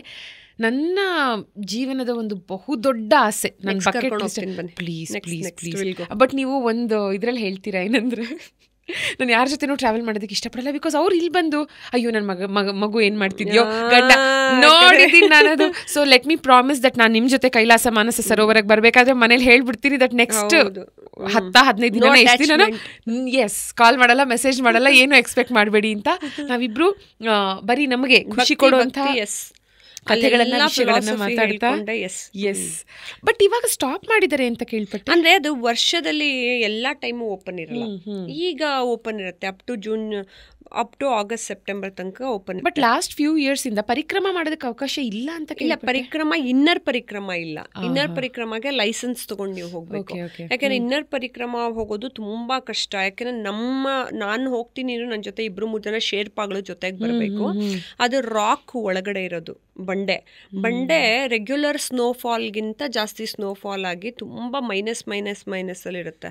ಅಲ್ಲಿ ಹೋಗೋದು ಕಷ್ಟ. ಬೇರೆ ಪರಿಕ್ರಮ ನಾವು ಒಂದು 10 ಬೆಟ್ಟಗಳು ಸುತ್ತಾಕ್ತೀವಲ್ಲ, ಅದಕ್ಕೆ ಹೋಗೋದಕ್ಕೆ ಸ್ನೋಫಾಲ್ ಕಮ್ಮಿ ಇರುತ್ತೆ, ಮಳೆ ಕಮ್ಮಿ ಇರುತ್ತೆ, ಅದರಲ್ಲಿ ಸುತ್ತಾಕೋಬೋದು. ಅದು 3 ದಿನ ತಗೊಳುತ್ತೆ. ಇದು ಒಳಗಡೆ ಇನ್ನರ್ ಪರಿಕ್ರಮ ತನಕ ಜನ ಬರೋಕ್ಕೆ ಹೆದರ್ಕೋತ, ಅಂದರೆ ನನ್ನ ಅಮ್ಮನ ಕರ್ಕೊಂಡು ಹೋಗೋಕೆ ಒಬ್ಬ ಗೈಡ್ ಬೇಕಲ್ಲ, ಶೇರ್ಪಾ ಬೇಕಲ್ಲ, ಅವನು ಬರೋಕ್ಕೆ ಹೆದರ್ಕೋತಾನೆ. ಇದು ಬರುತ್ತೆ ಔಟರ್ ಪರಿಕ್ರಮ, ನೀವು ಯಾವಾಗ ಬೇಕಾದ್ರೂ ಮಾಡ್ಬೋದು. ಮಾನಸರೋವರ ತನಕ ಹೋದಾಗ್ಲೂ ತುಂಬ ಇವಾಗ ಫೆಸಿಲಿಟೀಸ್ ಚೆನ್ನಾಗಿದೆ. ನಾನು ಹೋದಾಗ ಬರೀ ಮಡ್ ರೋಡ್ ಇತ್ತು, ಹಿಂಗೆ ಗಾಡಿ ಹೋಗೋದು ದಡ ಅಂತ ಬರೀ ಧೂಳಿತ್ತು. ಈಗೆಲ್ಲ ಅಲ್ಲಿ ಚೆನ್ನಾಗಿ ಮಾಡ್ಕೊಂಬಿಟ್ಟಿದ್ದಾರೆ ರೋಡೆಲ್ಲ. ಅದರಿಂದ ಇವಾಗ ಸ್ವಲ್ಪ ಸುಲಭ, ಮೊದಲಷ್ಟು ಕಷ್ಟ ಇಲ್ಲ. So you can come please. ಆಮೇಲೆ ನೀವಲ್ಲಿ ಹೋಗ್ಬೇಕಾದ್ರೆ ನೀವು ಹೇಳೋದಲ್ಲ ಡಿಟ್ಯಾಚ್ಮೆಂಟು, ನಾನು ನೀವು ಡಿಸಿಷನ್ ತಗೊಳ್ಳೋದಲ್ಲ. ನೀವೇ ಬಂದಮೇಲೆ ನೀವು ತುಂಬ ಎಲ್ಲ ಮರೆತು ಪರಮಾತ್ಮಲೆ ಅದೊಂಥರ ಡಿಫ್ರೆಂಟ್ ವರ್ಲ್ಡ್, ಆ ಎನರ್ಜಿಗೆ ನೀವು ಕನೆಕ್ಟ್ ಆಗಿ ಹೋಗ್ತೀರಾ. ಆವಾಗ ನಿಮಗೆ ಗೊತ್ತಿಲ್ದಂಗೆ ದ ಪರ್ಪಸ್ ಆಫ್ ಲೈಫು, ನೀವು ಯಾರು, ಈ ದೇಹ ಏನು ಅಲ್ಲ, ನಾನು ಪರಮಾತ್ಮ ಎಷ್ಟೋ ಜನ್ಮಗಳಿಂದ ಕನೆಕ್ಟ್ ಆಗಿದ್ದೀವಿ, ನನ್ನ ಎನರ್ಜಿ ಅವನ ಜೊತೆ ಮರ್ಜ್ ಆಗಿದೆ, ಅಲ್ಟಿಮೇಟ್ಲಿ ನಾನು ಅವನನ್ನು ಹೋಗಿ ಸೇರಬೇಕು ಅನ್ನೋದು ನಿಮ್ಗೆ ಗೊತ್ತಾಗ್ತಾ ಹೋಗುತ್ತೆ. ಸೊ ನಾನು ರೀಸೆಂಟಾಗಿ ಅಂದರೆ ನಾನು ಒಂದು ಚಿಕ್ಕ ಚಿಕ್ಕ ವಿಡಿಯೋಸ್ಗಳು ಸನಾತನ ಧರ್ಮಕ್ಕೆ ಸಂಬಂಧಪಟ್ಟ ಹಾಗೆ, ಪುರಾಣಗಳಿಗೆ ಸಂಬಂಧಪಟ್ಟ ಹಾಗೆ, ಥ್ಯಾಂಕ್ ಯು ಸೋ ಮಚ್ ಮಾಡ್ತಾ ರೀಸೆಂಟಾಗಿ ಮಾನಸ ಸರೋವರದ ಬಗ್ಗೆನೇ, ಕೈಲಾಸ ಪರ್ವತದ ಬಗ್ಗೆನೇ ಒಂದಷ್ಟು ರಿಸರ್ಚ್ ಮಾಡಿ ವಿಡಿಯೋಸ್ ಮಾಡಿ ಹಾಕಿದೆ. ಎಂಥ ಅದ್ಭುತವಾದ ರೆಸ್ಪಾನ್ಸ್ ಬಂತು ಅಂದರೆ, ವಿಡಿಯೋ ಮಾಡೋವಾಗಿಂದಲೇ ನನಗೆ ಗೂಸ್ ಬಂಪ್ಸ್. ಆ ರಿಸರ್ಚ್ ಮಾಡ್ತಾನೆ ಇನ್ನು ನೋಡಿದವ್ರಿಗೆ ಹೇಗೆ ಅನ್ಸತ್ತೆ ಅಂತ. ಆ್ಯಂಡ್ ಅದು ಮಾಡಿದ್ಮೇಲಂತೂ ಇನ್ನೂ ಜಾಸ್ತಿ ನನಗೆ, ನಾನು ಹೋಗಲೇಬೇಕು ಅಲ್ಲಿ, ಶಿವನ ನೋಡಲೇಬೇಕು, ಅದನ್ನು ಶಿವನ ಬೆನ್ನು ಮೂಳೆ ಅನ್ನೋ ಒಂದು ನಂಬಿಕೆ ಏನಿದೆ, ಅದನ್ನು ಲಲಾಟನು. ನೀವು ಕಣ್ಣು ಹಿಂಗೆ 3ನೇ ಕಣ್ಣು ಹಿಂಗೆ ಒಂದು ಲೈನ್ ಇದೆ, ಮತ್ತು ಅದು ಇದಿದೆ. ಸೊ ಒಳಗಡೆ ನಿಜವಾಗ್ಲೂ ಶಿವ ಪಾರ್ವತಿ ಅವರ ಪರಿವಾರ ಅವ್ರದ್ದೆಲ್ಲ ಇದೆ ಅಂತಾನೆ ಅದಿರೋದು ಇರುತ್ತೆ. ನಮ್ಮ ಮನುಷ್ಯನ ಕಣ್ಣಿಗೆ ಕಾಣಿಸಲ್ಲ, ದಿವ್ಯ ಚಕ್ಷುಷ್ ಬೇಕು ಪರಮಾತ್ಮನ ನಾವು ಕಾಣಬೇಕು ಅಂದ್ರಲ್ಲ, ಅದು ಒಳಗಿರುತ್ತೆ. ಆ ಲೋಕಕ್ಕೆ ನಾವು ಹೋಗ್ಬೇಕಲ್ಲ. ಕರೆಕ್ಟ್. ಬಟ್ ಇವಾಗ ಮತ್ತೊಂದು ಲೋಕ, ದಟ್ ಇಸ್ ಬಣ್ಣದ ಲೋಕ. ಸೀರಿಯಲ್ಸ್ ಅಲ್ಲಿ ಕಾಣಿಸ್ಕೊಳ್ತಾ, ಅಲ್ಲಿಂದ ಫಿಲ್ಮ್ಸ್. ಸೊ ಮಹಾಮಾಯೆ ಎನ್ನುವಂಥ ಸೀರಿಯಲ್ ನಮ್ಮ ನಾಗಾಭರಣ ಅವರದ್ದು, ಅಲ್ಲಿಂದ ಪ್ರಾರಂಭವಾಗಿ ದಾಟು, ಅದಾದಮೇಲೆ ಇರ್ಬೋದು, ಮ್ಯಾಜಿಕ್ ಅಜ್ಜಿ ಇರಬಹುದು, ಅಭಿನಯಿಸಿದ್ದೀರಾ, ನಿರ್ದೇಶನ ಮಾಡಿದ್ದೀರಾ, ನಿರ್ಮಾಪಕಿಯಾಗಿ ಕೂಡ ಇದ್ರಿ. ಸೊ ನಿರ್ಮಾಪಕಿಯಾಗಿ ಕೂಡ ಒಳ್ಳೊಳ್ಳೆ ಸಿನಿಮಾಗಳನ್ನು ಕೊಡ್ತಾ ನೋಡಿ. ಕೆಲವೊಂದು ಸಿನಿಮಾಗಳು ಇಟ್ ಈಸ್ ಲೈಕ್ ಒಂದು ಮೈಲ್ ಸ್ಟೋನ್ ಸಿನಿಮಾ ಥರ ಕನ್ನಡ ಚಿತ್ರರಂಗದಲ್ಲಿ. ಅದರಲ್ಲಿ ಒಂದು ಸೊ ಅದರಲ್ಲಿನ ಅಭಿನಯದ ಬಗ್ಗೆ ಅಥವಾ ಅಲ್ಲಿನ ಒಂದು ನಾನು ಆಕ್ಚುಲಿ ಮಾಡ್ಲೇ ಇಲ್ಲ, ಅದು ಲಿಸ್ಟ್ ಹಾಕಿದ್ದಾರೆ. ಏನಕ್ಕೆ ಹೇಳ್ತೀನಿ, ನೀವೆಲ್ಲ ಫಿಲ್ಮ್ ನೋಡಿರ್ತಿರಲ್ಲ, ನಾನು ಎಲ್ಲೂ ಇಲ್ಲ. ನಾನು ಜ್ಞಾಪಿಸ್ಕೊತಾನೆ ಇದ್ದೆ ಎಲ್ಲಿ ಕಾಣಿಸ್ಕೊಳ್ತಾರೆ, ಬಟ್ ವಿಕಿಪೀಡಿಯಲ್ಲೂ ಇನ್ನೊಂದ್ಸಲ ನೋಡಿದೆ, ಓಕೆ ನಿಮ್ಮ ಹೆಸರಿದೆ ಅಲ್ಲಿ ಹಾಕಿದ್ದಾರೆ. ಅದೇನೋ ಎಷ್ಟೊಂದು ಫಿಲ್ಮ್ಗಳು, ನಾನು ಇಲ್ಲ. ನಾನು ಅದನ್ನ ಹೇಳ್ದೆ ಏನಕ್ಕೆ ಅಂತ ಹೇಳ್ತೀನಿ. ಅವರು ಕರೆದಿದ್ರು ಉಪೇಂದ್ರ ಸರ್ ನನ್ನ ಸ್ಕ್ರೀನ್ ಟೆಸ್ಟ್ ಕರೆದಿದ್ರು, ಅವಾಗ ಹೋಗಿದ್ದೆ. ಅದು ಒಂದು ಡ್ಯಾನ್ಸ್ ಮಾಡಬೇಕಿತ್ತು ಅದರಲ್ಲಿ. ನಾನು ಕ್ಲಾಸಿಕಲ್ ಡ್ಯಾನ್ಸರ್ ಆಗಿದ್ದರಿಂದ ಒಂದು ಡ್ಯಾನ್ಸ್ಗೆ ಅಂತ ಕರೆದ್ರು. ನಾನಂತೆ ಸರ್ ನಂಗೆ ಆ ಕಾಸ್ಟ್ಯೂಮ್ ಇಷ್ಟ ಇಲ್ಲ, ನಾನು ಹಾಕ್ಕೊಳ್ಳಲ್ಲ. ನೀವು ಮೊದಲಿಂದ ನನ್ನ ಗಮನಿಸಿದ್ರೆ ನಾನು ಯಾವುದೂ ಫಿಲಮ್ಗಳಲ್ಲೇ ಮಾಡಿರೋದು ಕಮ್ಮಿ. ನಾನು ಆ್ಯಕ್ಟಿಂಗ್ ಮಾಡು ಅಂತ ಹೇಳಿದ್ರು ಸೆಲೆಕ್ಟೆಡ್ ಸಿನಿಮಾಗಳಲ್ಲಿ ಮಾತ್ರ, ಅದು ಆರ್ಟ್ ಫಿಲಮ್ಗಳಲ್ಲಿ. ದಾಟು ತುಂಬ ಚೆನ್ನಾಗಿ ಕಾದಂಬರಿ ಆಧಾರಿತ, ಮುಖಪುಟ ನಾನೇ ಬರ್ಕೊಂಡಂಥ ಕತೆ, ಅದು ಬ್ಯೂಟಿಫುಲ್ ಆಗಿದೆ. ಸೊ ಆ ಥರ ಸೆಲೆಕ್ಟೆಡ್ ಸಿನಿಮಾಗಳಲ್ಲಿ ಮಾತ್ರ. ಇವಾಗ ಚೈತನ್ಯ ಅನ್ನೋದೊಂದು ಮಾಡಿದೆ, ಮಕ್ಕಳ ಸಿನಿಮಾ, ಅದೆಲ್ಲ ನನ್ನ ಕ್ಯಾರೆಕ್ಟರ್ಗೆ ಮ್ಯಾಚ್ ಆಗುವಂಥದ್ದು. ಇವನ್ ಮಹಾಮಾಯೆ ದೇವಿ ಪಾತ್ರ ನಾನು ತುಂಬ ಆಸೆ ಪಟ್ಟು ಮಾಡಿದಂಥದ್ದು, ಅದೆಲ್ಲ ಇದೆ. ಇದು ಏನಂದ್ರೆ ಸರ್ ನನ್ನ ಕರೆದಿದ್ರು ಇಂಟರ್ವ್ಯೂಗೆ. ಆಮೇಲೆ ಅದೊಂದು ಡ್ಯಾನ್ಸ್ ಯಾವುದೋ ಒಂದು ಮಾಡಬೇಕಾಗಿತ್ತು, ನಾನು ಅದು ಮಾಡಲ್ಲ ಅಂದೆ. ಅವಾಗ ತುಂಬ ಸತಿನೂ ಕೇಳಿದ್ರು ನನಗೆ, ಇಲ್ಲ ಮಾಡಿ ನೀವು ಸಣ್ಣಗೆ. ಅವಾಗ ಕಾಲೇಜಲ್ಲಿ ಮಾಡೆಲ್ ಎಲ್ಲ ಆಗಿದ್ನಲ್ಲ, ಮಿಸ್ ಕರ್ನಾಟಕ ಮತ್ತು ಬ್ಯಾಂಗ್ಳೂರ್ ಸೂಪರ್ ಮಾಡೆಲ್ ಎಲ್ಲ ಮಾಡಿ ಇಂದಾಗ ನಾನು ಮಾಡಲಿಲ್ಲ. ಬಟ್ ಅದೇನೋ ಲಿಸ್ಟಲ್ಲಿ ಯಾರು ಡಿಸ್ಕಷನಲ್ಲಿ ಹೇಳಿದ್ರೋ ಗೊತ್ತಿಲ್ಲ, ರೂಪಾ ಅಯ್ಯರ್ ಅಂತ, ಅದನ್ನ ರೂಪಾ ಅಯ್ಯರ್ ಅಂತ ಹಾಕಿದ್ದಾರೆ. ಆ ಥರ ಎಲ್ಲ ನಾನು ಓಕೆ ಮೋಸ್ಟ್ಲಿ ನಮ್ಮ ಕಣ್ ತಪ್ಪು ಹೋಗಿದೆ, ಎಲ್ಲೋ ಇದ್ದೀರಾ ಅಂತ. ಮ್ಯಾಜಿಕ್ ಅಜ್ಜಿ ಇಲ್ಲ, ನಾನು ಅದನ್ನೇ, ಅದರಲ್ಲೂ ಇದೆ ನಿಮ್ಮ ಹೆಸರು, ಗೊತ್ತಾ, ನೋಡಿದ್ದೀರಾ? ಅವರು ಸುಮ್ಮನೆ ಎಷ್ಟೊಂದು 3-4 ಕಡೆ ನಾವು ಮಾಡಬೇಕಿತ್ತು ಅನ್ನೋದಕ್ಕೆ ಹಾಕಿದ್ದಾರೆ. ಓಕೆ. ಬಟ್ ಮಹಾಮಾಯೆ ಬಗ್ಗೆ ಏನು ಮಾತಾಡಿದ್ರಿ ಸೀರಿಯಲ್, ಇದನ್ನ ನೋಡಿ ನಿಮಗೆ ಕನಕದುರ್ಗ ಸೀರಿಯಲ್ ಅಲ್ಲಿ ಕೂಡ ಆಫರ್ ಬರುತ್ತೆ, ತೆಲುಗು, ಮತ್ತೆ ದೇವಿ ಪಾತ್ರ. ಹೀಗೆ ವ್ಯೂವರ್ಸ್ಗೆ ಹತ್ರ ಆಗ್ತಾ ಈ ದೇವಿ ಪಾತ್ರ ಇಡೀ ಕರ್ನಾಟಕದ ಜನತೆ ಮತ್ತೆ ಅಲ್ಲಿ ತೆಲುಗುನವ್ರು ಮೆಚ್ಕೊಂಡಿದ್ದು ಮಾತ್ರ ಅಲ್ಲದೆ, ಮೋಸ್ಟ್ ಇಂಪಾರ್ಟೆಂಟ್ಲಿ ನಮ್ಮ ನಟ ಸಾರ್ವಭೌಮ ಡಾಕ್ಟರ್ ರಾಜ್ಕುಮಾರ್ ಅವರು ಮೆಚ್ಚಿ ಮನೆಗೆ ಊಟ ಕರೀತಾರೆ. ಓ ಮೈ ಗಾಡ್, ಅದು ಅಮೇಝಿಂಗ್ ಎಕ್ಸ್ಪೀರಿಯನ್ಸು. ಮಹಾಮಾಯೆ ಅಂತೂ ನಾನು ಮರೆಯೋಕ್ಕೆ ಆಗಲ್ಲ. ನಾಗಾಭರಣ ಸರು ಅವರು ವೈಫು ಪಾಪ ಮೇಡಮು, ನಾನು ಕ್ಲಾಸಿಕಲ್ ಡ್ಯಾನ್ಸರ್ ಅಂತ ನನ್ನ ನೋಡಿ ಅವ್ರು ಸೆಲೆಕ್ಟ್ ಮಾಡಿಕೊಂಡ್ರು ದೇವಿ ಪಾತ್ರಕ್ಕೆ. ನಾವಾಗ ನಗ್ತಾನೂ ಇರಲಿಲ್ಲ, ಸ್ವಲ್ಪ ಮೂಸಂಡಿ ಥರ ಇದ್ದೆ. ಅವ್ರು ಇಲ್ಲ ನೀ ಹಿಂಗೆ ನಗಬೇಕು ಅಂತ ನಗಿಸಿ ಎಲ್ಲ ಮಾಡಿದ್ರು. ಅದು ಹೆಂಗೆ ಅಂದರೆ ಪಾಪ ಎಷ್ಟೋ ಜನ ಆವಾಗ ದೇವ್ರ ಚಿತ್ರಗಳು ದೇವ್ರದ್ದು ತುಂಬ ಪ್ರಾಮುಖ್ಯತೆ ಇತ್ತಲ್ಲ. ಆವಾಗ ನಾನು ತ್ರಿಶೂಲ ಇಟ್ಕೊಂಡೆಲ್ಲ ಇದು ಮಾಡೋದನ್ನ ಎಷ್ಟೋ ಜನ ಫೋಟೋಗಳೆಲ್ಲ ಪ್ರಿಂಟ್ ಹಾಕಿ ಇಟ್ಕೊಂಡ್ಬಿಟ್ಟಿದ್ರು. ಆಮೇಲೆ ಒಂದು ತಾತ ಅಂತೂ ಪಾಪ ನಾನು ಅವಳನ್ನ ನೋಡಲೇಬೇಕು ಕರೆಸಿ ಅಂತ ನನ್ನ ಕರೆಸಿ ನಾನು ಮೀಟ್ ಮಾಡಿದ್ಮೇಲೆ ಸಾಯ್ತು. ಕೆಲವು ಸತಿ ಹಂಗಾಗತ್ತೆ. ಇನ್ನೊಂದು ಅಜ್ಜಿನೂ ನಾರ್ತ್ ಕರ್ನಾಟಕ ಅಲ್ಲಿ ನಾನು ಹೋಗಿ ಸಂಜೆ ಎಲ್ಲ ಹೋಗಿ ಕಿವಿಲಿ ಓಂ ನಮೋ ನಾರಾಯಣ ಹೇಳಿ ಬಂದ್ಮೇಲೆ ರಾತ್ರಿ ಸತ್ತೋಯ್ತು. ಕೆಲವು ಕಡೆ ಏನಾಗತ್ತೆ ಅಂದರೆ ಎಷ್ಟೋ ಜನ್ಮದ ಕನೆಕ್ಷನ್ ಇರುತ್ತೆ, ನಾವು ಅವ್ರನ್ನ ಭೇಟಿ ಮಾಡಿದ್ಮೇಲೆ ಆ ರೀತಿ ಇದಾಗತ್ತೆ. ಮಹಾಮಾಯನ ಮಾಡಿದಾಗ ನನಗೆ ತುಂಬ ಖುಷಿ ಆಯಿತು, ದಿನಾ ಟಿ ವಿಲಿ ಬರೋದಲ್ಲ ಅವಾಗ. ಆಮೇಲೆ ನನ್ನ ರಾಜ್ಕುಮಾರ್ ಸರ್ನ ಭೇಟಿ ಮಾಡೋಂಥ ಅವಕಾಶ ಚಿ ಗುರುದತ್ ಅವರು ಅವ್ರ ಮನೆಗೆ ಕರ್ಕೊಂಡೋದ್ರು. ಅವ್ರು ಹೇಳ್ತಾ ಇದ್ದಾರೆ ಬಾ ಅಂತ. ಅವಾಗ ನಾವು ಅವ್ರ ಮನೆಗೆ ಹೋದ್ರೆ ನನಗೆ ನಾನು ತುಂಬ ದೊಡ್ಡ ಫ್ಯಾನು ಇದಕ್ಕೆ ಕವಿರತ್ನ ಕಾಳಿದಾಸ. ಎಷ್ಟು ಸತಿ ನೋಡಿದ್ದೀವಿ ಅದನ್ನ. ಅವಾಗ DI ಇರಲಿಲ್ಲ, ಏನೂ ಇರಲಿಲ್ಲ. ಎಷ್ಟು ಬ್ಯೂಟಿಫುಲ್ಲಾಗಿ ಒಂದು ಕಡೆ ಮೇಕಪ್ ಹಿಂಗೆ ಜಾಸ್ತಿ ಕಮ್ಮಿ ಅಂತ ಒಂದು ಕಡೆ ಆಗಿಲ್ಲ ನೋಡಿ. ಹೆಂಗೆ ಮಾಡಿದ್ದಾರೆ ಅಂತ ಗೊತ್ತಿಲ್ಲ. ನಮ್ಗಳ ಥರ ಹಿಂಗೆ 10 ಕನ್ನಡಿಗಳಿರಲಿಲ್ಲ, 10 ಜನ ಮೇಕಪ್ ಮಾಡೋರು ಹಂಗಿಲ್ಲ. ಎಷ್ಟು ಬ್ಯೂಟಿಫುಲ್ಲಾಗಿ ಶೂಟ್ ಮಾಡಿದ್ದಾರೆ ಟೆಕ್ನಿಕಲಿ ಆಲ್ಸೋ. ಆಮೇಲೆ ನಾನು ಅವ್ರ ಹತ್ರ ಅದೇ ಕೂತ್ಕೊಂಡು ಕತೆ ಕೇಳೋದು, ರಾಜ್ಕುಮಾರ್ ಅವ್ರ ಹತ್ರ. ನಂಗೆ ತುಂಬ ಖುಷಿಯಾಗಿ ಹೋಗಿತ್ತು ಏನೇನು ಕೇಳಲಿ ಅಂತ. ಅವರು ಒಂದೊಂದೇ ಹೇಳಿದ್ರು. ಅವ್ರು ಟಿ ವಿಲಿ ನನ್ನ ನೋಡ್ಬಿಟ್ಟಿದ್ದಾರಲ್ಲ ಅಂತ ನಂಗೆ ಇನ್ನೊಂದು ಖುಷಿ.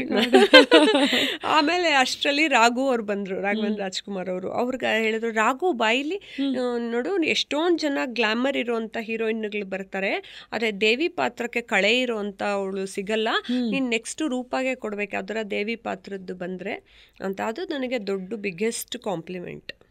ನಾನೊಂದು 100 ಫಿಲ್ಮ್ ಹೀರೋಯಿನ್ ಆಗಿ ಮಾಡ್ತೀನಿ ಅನ್ನೋದಲ್ಲ, ನನ್ನನ್ನು ಯಾವುದೋ ಒಂದಕ್ಕೆ ನೀನು ದೇವಿ ಥರ ಆ ಕಳೆ ಮತ್ತು ಲಕ್ಷಣ ಇದೆ ಅನ್ನೋದು ಅವತ್ತೇ ಅವರು ನನ್ನ ಮೋಟಿವೇಟ್ ಮಾಡಿದ್ದದು. ಹೆಂಗಾಯಿತು ಅಂದರೆ ಅದೇ ದೇವಿ ನೋಡಿ ನಾನು ಹಂಗೆ ಕರ್ಕೊಂಡು ನಾನು ಲಲಿತಾ ಸಹಸ್ರನಾಮ ಓದಿ ಚಿಕ್ಕ ವಯಸ್ಸಿಂದ ಅದನ್ನೇ ಮಾಡ್ಕೊಂಡಿದ್ದು. ಅಲ್ಲೇ ಕರ್ಕೊಂಡೋಯ್ತು. ಅದಾದಮೇಲೆ ಹಾಗೇ ಕನಕದುರ್ಗ ಅದು ಹಾಗೇ ಕರ್ಕೊಂಡು ಹೋಯ್ತು. ಕನಕದುರ್ಗಾಗೂ ಅವ್ರು ತುಂಬ ಮಡಿ ಮೈಲ್ಗೆಯಿಂದ ದೇವ್ರ ಮುಂದೆನೇ ನಿಲ್ಲಿಸಿ ಹಾಗೇ ಮಾಡಬೇಕು, ಪಥ್ಯ ಇರಬೇಕು ನೀವು, ಅವಾಗಲೇ ಮಾಡಬೇಕು ಅಂತ ಪರ್ಟಿಕ್ಯುಲರಾಗಿ ಈ ಸೀರಿಯಲ್ ಇಲ್ಲಿ ಫೇಮಸ್ ಆಯಿತು ಅಂತ ಅಲ್ಲಿ ಕರ್ಕೊಂಡು ಹೋಗಿದ್ದು. ಸೊ ಇದೆಲ್ಲ ನನಗೆ ಸೌಭಾಗ್ಯಗಳು ಜೀವನದಲ್ಲಿ ಸಿಕ್ಕಂಥದ್ದು. ಏನೇನೋ ನಾವೇ ಮಾಡ್ಕೊಳ್ಳೋ ಅಂಥದ್ದು, ಅಂಗಡಿಗೆ ಹೋಗಿ ಪರ್ಚೇಸ್ ಮಾಡ್ಕೊಳ್ಳೋ ಅಂಥದ್ದು ಬೇರೆ ವಸ್ತುಗಳನ್ನು, ಆದರೆ ಇದೆಲ್ಲ ನಾವು ಕೊಂಡುಕೊಳ್ಳೋಕ್ಕಾಗೋ ಅಂಥದ್ದಲ್ಲ. ಕರೆಕ್ಟ್. ಆ್ಯಂಡ್ ಊಟ ಕರೆದಿದ್ದೊಂದು, ಮಾತಾಡಿದ್ವೊಂದು, ಕಾರ್ವರೆಗೂ ವಾಪಸ್ ಕರ್ಕೊಂಡ್ಬಂದ್ಬಿಟ್ಟಿದ್ದು. ಅವ್ರಿಗೆ ಹೆಂಗ್ ಗೊತ್ತಾ, ಕೈ ಹಿಂಗ್ ನಡುಗ್ತಾ ಇತ್ತು ಪಾಪ ಅವಾಗ.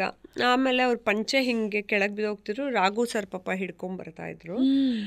ಅವ್ರ ಮನೇಲಿ ಎಲ್ಲರೂ ಅಷ್ಟೇ, Shivanna sir, Raghu sir, Puneeth sir, ಎಲ್ರಿಗೂ ಆ ನಮ್ರತೆ, ಒಳ್ಳೆತನ ಎಲ್ಲವೂ ತುಂಬ ಚೆನ್ನಾಗಿತ್ತು. ಅಲ್ಲಿ ತನಕ ಬಂದು ಗೇಟ್ ತನಕ ಹಿಂಗೆ ಎತ್ತಿ ಆ ಗೇಟಲ್ಲಿ ಬಿಟ್ಟು ನಾವು ಹೋಗೋ ತನಕ ಹಿಂಗೆ ಯಾರಂಗೆ ಮಾಡ್ತಾರೆ. ನಮ್ಮ ಚಿಕ್ಕಪ್ಪ ದೊಡ್ಡಪ್ಪ ಅಂದರೆ ಬರಲ್ಲ, ಹೋಗ್ತೇನೆ ಅಂತ ಅನ್ಕೊಂಡು ಅಂದಿರ್ತಾರಲ್ವಾ. ಅವ್ರು ಅಷ್ಟು ದೂರ ಬಂದು ಅಷ್ಟು ಪ್ರೀತಿಯಿಂದ ಬಂದು ಕೊನೆ ತನಕ ಮಾತಾಡ್ತಿದ್ದಾರೆ. ಅವ್ರಿಗೆ ಎಷ್ಟು ಹೇಳ್ಕೋಬೇಕು ಅನ್ನೋದು ಆಸೆ, ನನ್ಗೆ ಎಷ್ಟು ಕೇಳಬೇಕು ಅಂತ. ಅವ್ರದ್ದು ಮತ್ತೆ ಚಿ ಉದಯಶಂಕರ್ ಅವ್ರದ್ದು ಕಾಂಬಿನೇಷನ್. ಅವಾಗ ನಾ ಇನ್ನೂ ಚಿಕ್ಕವಳು, ಕೇಳಬೇಕು ಅಂತ ಆಸನೆ, ಇಷ್ಟು ಜ್ಞಾನನೂ ಇರಲಿಲ್ಲ. ಇಲ್ಲಾಂದ್ರೆ ಇಷ್ಟು ಕೇಳ್ಬಿಟ್ಟು ವಿಡಿಯೋನು ಶೂಟ್ ಮಾಡ್ಕೊಂಡ್ಬಿಡುವೆ. ನಮ್ಮ ಹತ್ರ ವಿಡಿಯೋನು ಇರಲಿಲ್ಲ.